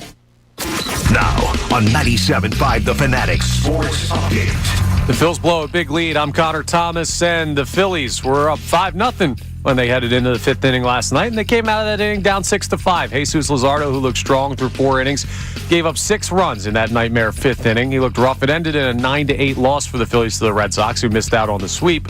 Luzardo talked after the game about his recent struggles from the stretch and what he plans to do to fix them. Out of the windup clearly isn't the problem. It's when we get in the stretch. So, clearly it's not working. So, working tirelessly at seeing what we got to do to fix it. Back to the drawing board in terms of that.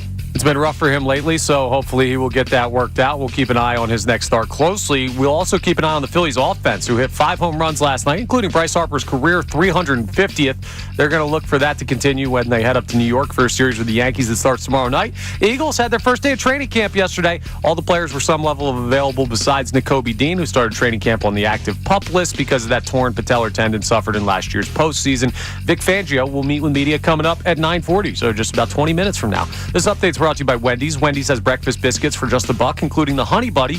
Get yours today and start your day off right. Got to be Wendy's. Limited time only. Price of participation may vary. Limit 5 qualifying items per transaction. Not valid in a combo while supplies last. I'm Connor Thomas on the home of the best birds coverage, 97.5 The Fanatic and 97.5thefanatic.com.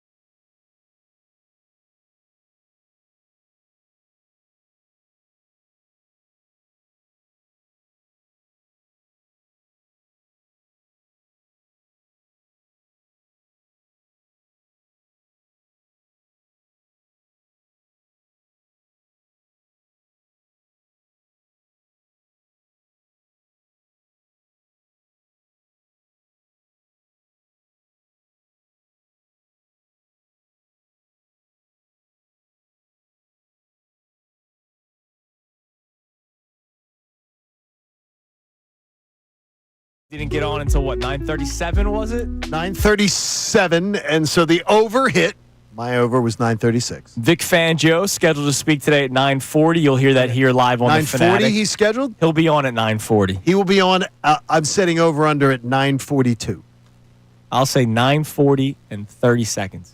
I will split the difference. I'll say it hits the middle there. So Price is right. You guys trying to coach me up. As much as Vic Fangio hates the media availability, I think he wants to get it done with. And He really doesn't hate. I think he respects. He's not a people's guy who time. hates the media, though. But he just doesn't. Yeah. He just does his obligation, and he's a good guy. Oh yeah, I'm not like no, but but there are coaches who hate the media. He's not one of them. Like he's not one of those guys. There's coaches who just hate the media, and they sort of don't even hide it. They don't hide it. He's not one of them. Good man, good winner. Now he's a champion too. He's got that on his resume, which is nice. Can I ask something? Yeah. So our man Eric DeLash yesterday. What's up, Eric? Tweeted us during the game, quote, Harper told the front office, I'll do whatever you need me to do. That's what Buster said during the game. Correct. To which you replied with, that's very selfless of him. That's very Imagine selfless that. of him. Yes. Buster Olney responded to your tweet. Mm-hmm. The Red Sox appreciate that sentiment. What does that mean? What do you mean? What does that mean? What does that mean? Did the Red Sox trade a big-time player that refused to play a certain position? Correct. Okay. That's what it was. I was thinking, like, That's does what it that was. mean? Yes. The Red Sox. Because the thing is I that figured it out a that's second where- before you asked the that's question. That's why I didn't. I had the windy. What's going on here? No. It's because of the fact that they had a player, Rafael Devers, and that's where I couldn't understand your point of view when I was saying to you, when Bryce was putting disclaimers on where he was willing to play, and he absolutely did when he was putting disclaimers on it. I was saying, we just went through this in baseball with the guys like saying, when you're a teammate, you do what's the doctors have cleared Bryce Harper. He can play in the outfield with no restrictions. That has already been made clear by the Phillies. He has no restrictions on being an outfielder. It does not, his Tommy John is totally healed. He can be an outfielder, he can be a first baseman or whatever. It is just a preference. So to me, the fact that we would even be hearing about, well, if the right player, I'm willing to go to the outfield, I thought was really either poor wording on Bryce's part or really just bad on I Bryce's think you've been overthinking this from the get-go. I on don't. the Bryce Harper willing to move to the outfield thing. Who, me? No, No, John. he's talking you about were me. looking at No, me. no, I no, was no. like, For the what are you, right- Well, you looked what up are you at me. talking We about? So didn't you have don't eye think contact. so you don't think he meant what he said? No, I think he meant exactly what he said. I think he meant exactly what he said. He's willing to move to the outfield. For the right player. Right, 'cause so he's in other not words, just- there's a disclaimer on it. Right, well, he's not just volunteering to go to the outfield. No, right? he's not saying that. It's whatever the team wants to do. The idea is those the team shouldn't have to run anything by him. I mean, the they right player. absolutely should. You don't just move guys without consultation when they're Bryce Harper status.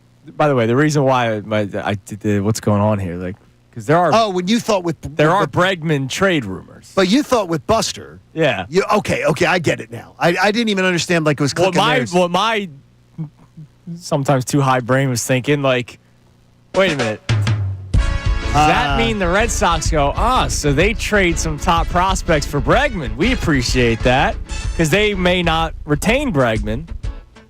And then Bregman comes here, he's your third baseman, Bohm's your first baseman, Harper goes to the outfield. There's your right-handed power bat. I thought this was a nighttime thing for you. I'm just saying.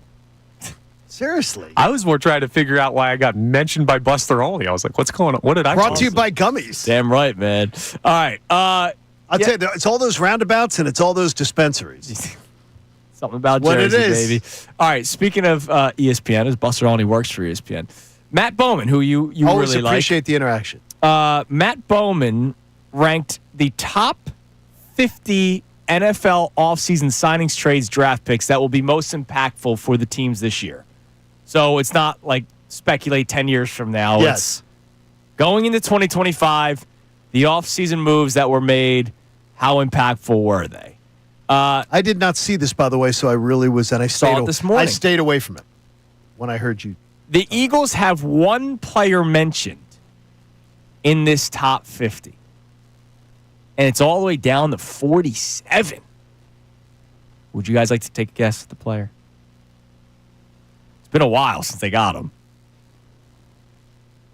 I I don't even know. Aziz Ojulari. Yeah. Which is bad. When Wow, did they get that's him? That was a crazy. long time ago. Yeah, they got him at free agency week. Pretty early, yeah. Like the third day of free agency. Now, not much room to try to add. A lot of it was draft picks, and some of these 50 in the article are draft picks. Like Cam Ward is number 2 on this list. Okay. So, he does have draft picks on there.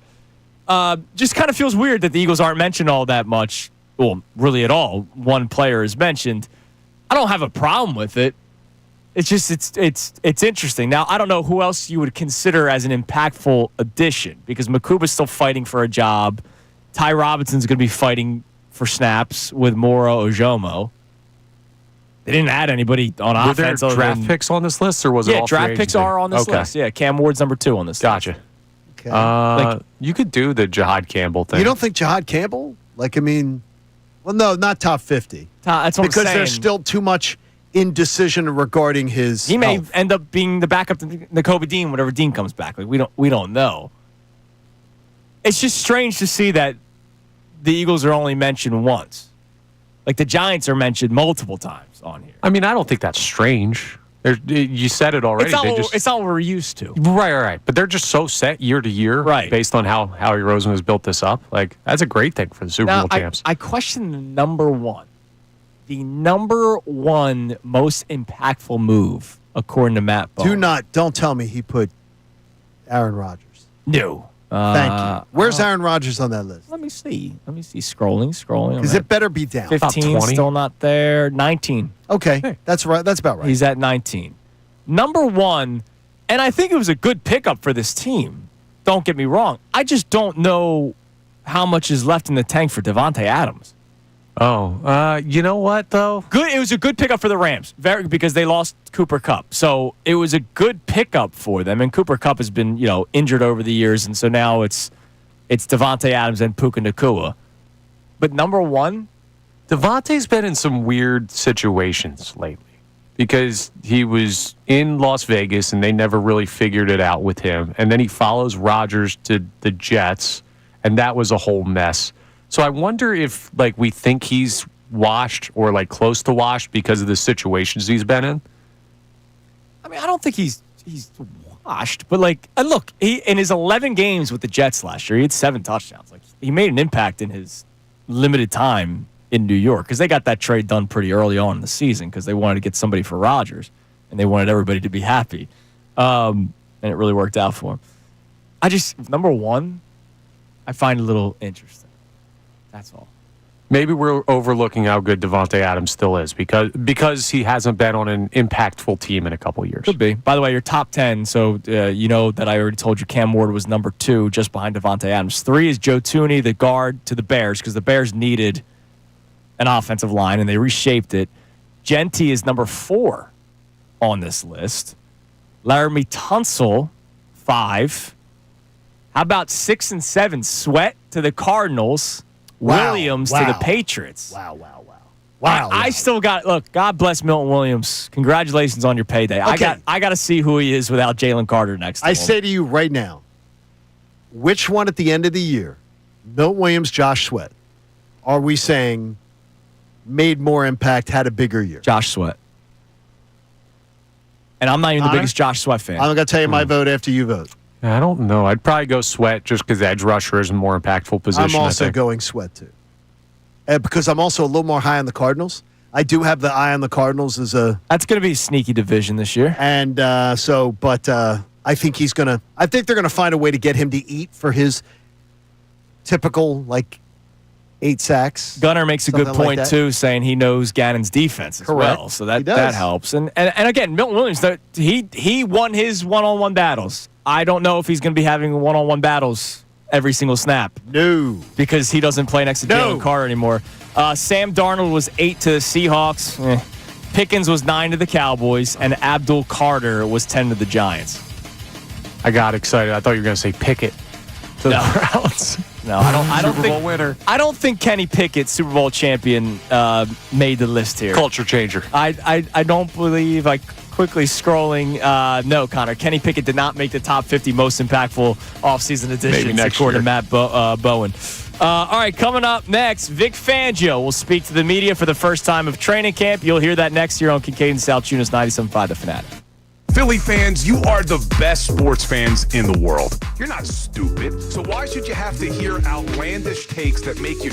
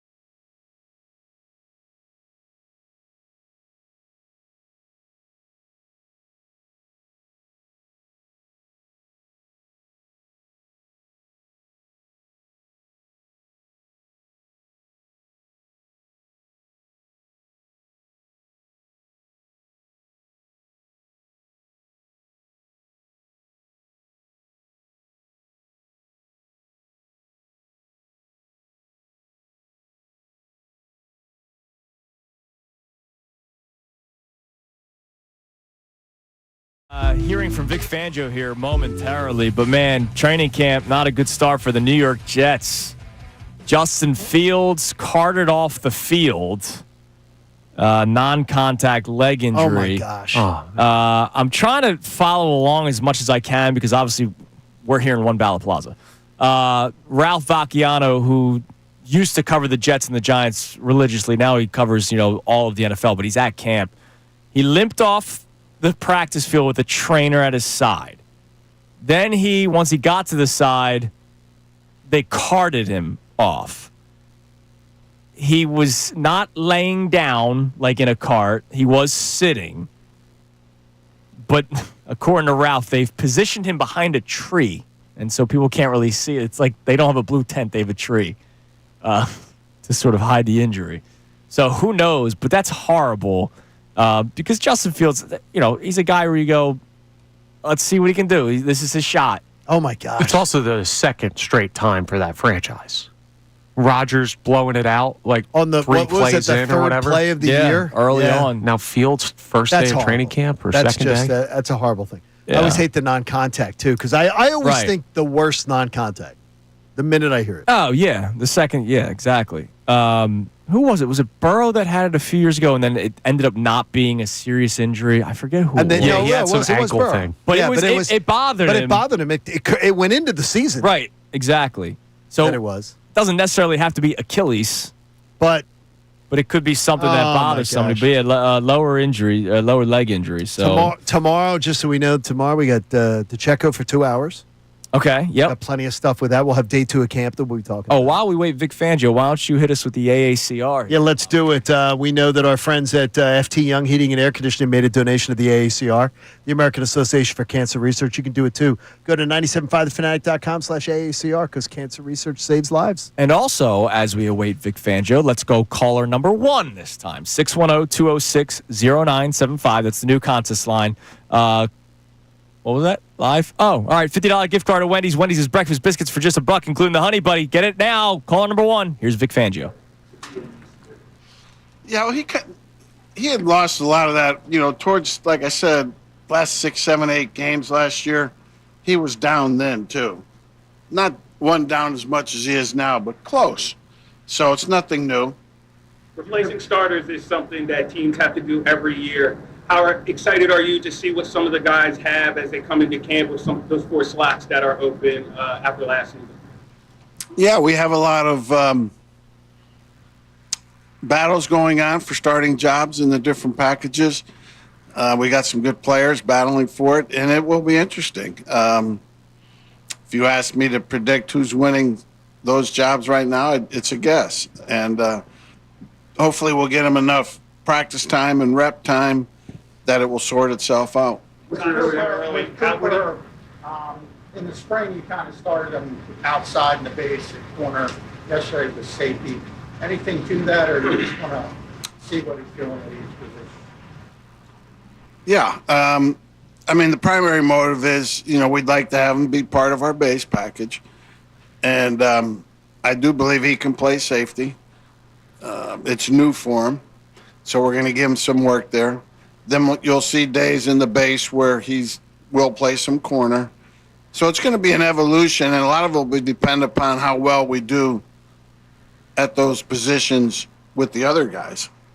So, we'll make the best decision for the team based upon. So it's not only how he's doing; it's going to be determined by how everybody's doing at safety and corner. What did you see from Jahad Campbell in his first action out there? What can you expect?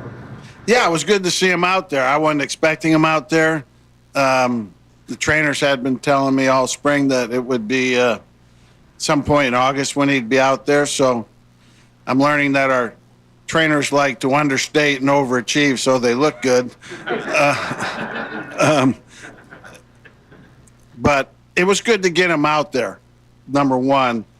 It was just an hour of practice, but no earth-shattering news to report yet other than it was good that he was out there and he's progressing. With your experience at that position, what are things you look for from a young player to know whether or not they're ready for an expanded workload? Well, at that position in particular, obviously you have to know what to do and how to do it, assignment technique, but the instincts part of it, play recognition, diagnosing things, how quick do you react, that's very telling at that position, and we'll see how fast he comes along in that area. What did his knowledge level look like after the summer coming back to you? I thought he did fine yesterday. In the spring, I was having him off to the side, and we were doing drills. And then yesterday's first time he's in there against a moving offense. And, for what he's been exposed to up to this point, I thought he did fine. Is there any chance that the trainers are underestimating when Jacoby can come back? I don't think so. And how much does it hurt him? I mean, will it be a tough task for him to be around, given how much time he might miss, be around the start of the season? The start of the season? Yeah. What you had after practice, I saw him working with Voss a little bit as well. With who? Voss, Jeremiah Voss. Yeah. And I've seen that in the past with Zach. Is that something cognizant, or are they just working out on their own, or do you want them sort of sharpening those edge rushes? Yeah, we want to, that's something that he could possibly do. We have fronts where those guys move up on the line. And then, because of his background, again, depending upon how the roster shakes out and who's playing, it might be a position where we might need to play him at some point. You're a proponent of as much practice time as you can possibly get. We found that those conversations to be like coming off the Super Bowl season. What's coming off the Super Bowl season have to do with it? No, yes. More taxing on the players last year. No, I mean, you got no better evidence than our own league, from 11 to 18, 2011 to 11-18, the Patriots were in 5 Super Bowls. The ones they weren't in, they lost the championship game. And then the last 6 years, the Chiefs have been in 5 Super Bowls. The one they weren't in, they lost the championship game. And they didn't alter their schedule and plan. When it comes to your scheme, it's been entrenched for a pretty long time. How much do you spend looking at it, self-scouting, in anticipation of teams trying to do whatever they can to beat it? Well, you're always self-scouting. You're always looking for ways to get better. So much of what you do is determined by who you have playing for you. What are your strengths? What are your weaknesses? And the offense you're trying to stop that any given week. So we're always trying to improve. I always study other teams, study ourselves, obviously. So, I'm not sure Do you think it's about much? What we do? Oh, yeah. I mean, you have to evolve. The offenses have changed, So we have to change with it to stop them. What is the reason behind Quinyon working on the other side in the spring and summer? Well, if we ever get to the point where we want to match him on his particular receiver, he's got to know how to play both sides. If we want to play him at left or versus right, so we'll figure that out on a weekly basis. Do you view the two as different? There's a thought, I guess, that the left corner gets a little bit more action because it's the right-handed quarterback. Is that true? Yeah, that's kind of proven to not be true over the years. When it comes to cornerbacks traveling with a receiver, do you have any kind of philosophy on when you want to do that? Yeah, when it's warranted, and when there's two factors. One, is there a guy worth doing on the other team worth doing it? And two, can your guys do it? Because there's a lot involved with doing it defensively. And I've had years in a row where we never did it. Then I've had years where we did it every week. And so, again, it will be an evolution. Guys like Gabe Hall and Byron Young spent last year kind of learning. What have you kind of seen, entering year 2 for them? Well, I mean, it's early. We had 1 hour practice yesterday and without pads on that we need to see the pads on. But I do think both of those guys, particularly Gabe, the practice squad is made for a guy like Gabe. He's got some ability. He was coming off an injury in college. It was really good for him to be here, practice, be a part of it without the stress of having to play in the game. And BY we got during the season, did a good job for us. And we're anxious to see, he never got to play for us, but we're anxious to see what he can and can't do. If I could get back to Quinyon for a minute, what are you seeing as far as him, raising his game now that Slay's not here, coming back in year 2? What do I see, what? In Quinyon, raising his game from last year, now that Slay's not here and everything. What does Slay not here have to do with it? Well, I mean, he's going to be, the main guy, it seems like, that cornerback. Slay was on the other side of the field, 40 yards. The field's 53 yards wide? What's that have to do with it? Well, I mean, Quinyon's kind of going to be the main guy as far as covering the other team's top receiver and everything. Just how you see him improving from last year. He'll be fine. He's got a really good work ethic. He's got tremendous pride, and always wants to do well. He'll be fine. Pacific Brown, your first string. Is what? With Sidney Brown, with his training camp with him on the field, what is your impression of him, and what is kind of your expectation level for that safety position for somebody to distinguish themselves?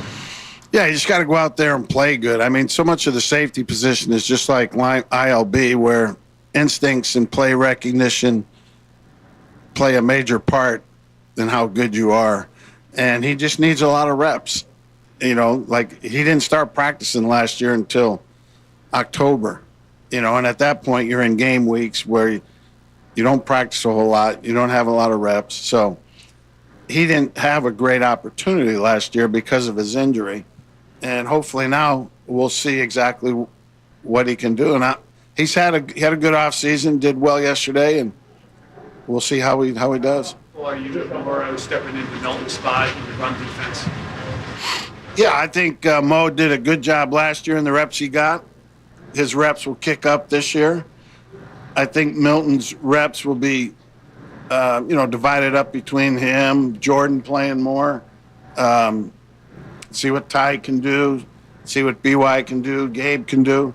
So I think it will be more of a committee eating up those reps than just one guy. But back to your question, I'm very happy with Mo. Was happy with him last year, and I expect him to play good for us. Jordan Mailata was really complimentary of Jalen Hurts yesterday. Even mentioned Michael Parsons when talking about him, and then AJ was really complimentary about Makuba, talking about mentioning the word All Pro. Are you ready to go there with those guys, and have you seen great progress from them that warrants what they're getting from veterans?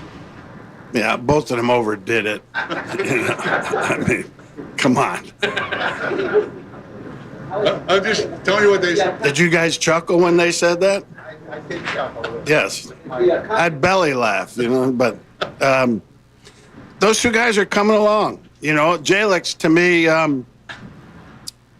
the last third of the season into the playoffs, played a lot for us and played good. And we have high expectations for him. Anything beyond that right now to say would be reckless. And Makuba is a rookie who's learning. We like them, and let's see what happens. How is installation of the installation of the system different of year two compared to year one? How is the continuity of the defensive staff help with that? Yeah, the continuity of the staff helps a lot. The installation, we have to go fast. It used to be back in the day when you would start all over once training camp started, but our OTAs, we only had 6 of them, and we just pick up right from there. We don't go back to ground zero. So everything that was in OTAs is in now, can be called, and we'll build on that some more. How's Mac McWilliams been adjusting to the slot? Who? Mac McWilliams. Good. Max, again, a young player that we like. Think he can play the nickel position. Think he's got a chance at corner. And he's an interesting guy here these next 4 or 5 weeks to see how much he progresses and see if he finds a role with us. All right, there's Vic Fangio's first press conference of training camp 2025. I love it, man. I love listening to Vic Fangio. He has the best press conferences that you can absolutely run. We love that. Short and sweet, no hijinks. I love it. What's that mean? What's that mean? What's that mean? Quinyon Mitchell's going to be the guy. Well, what's that mean? That was fantastic. I hope that Connor can clip that one for us. There's a lot of things. There's a lot of things from Vic every single time. By the way, one of our listeners, just for our friend Brendan Gunn, clipped for us that last year during Little League World Series, he's stealing it from a press story. Okay. There were 17 references where the parent went to the mound and said he loved the kid when he was mic'd up. How many times do you think that happens in a normal game? Where he says, I love you. I love you, kid. Love you. All the time. And he's like, Brendan Gunn brought that up earlier, and he joked about it.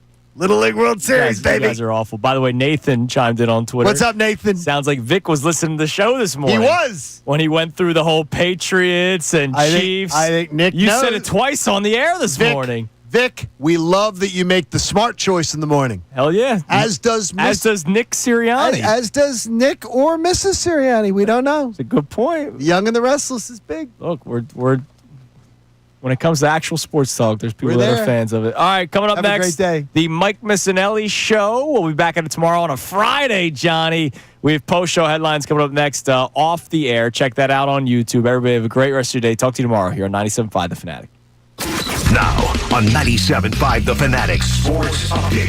Luzardo struggles from the stretch. I'm Connor Thomas, and this update is brought to you by Straight Talk Wireless. Need more data so you can stream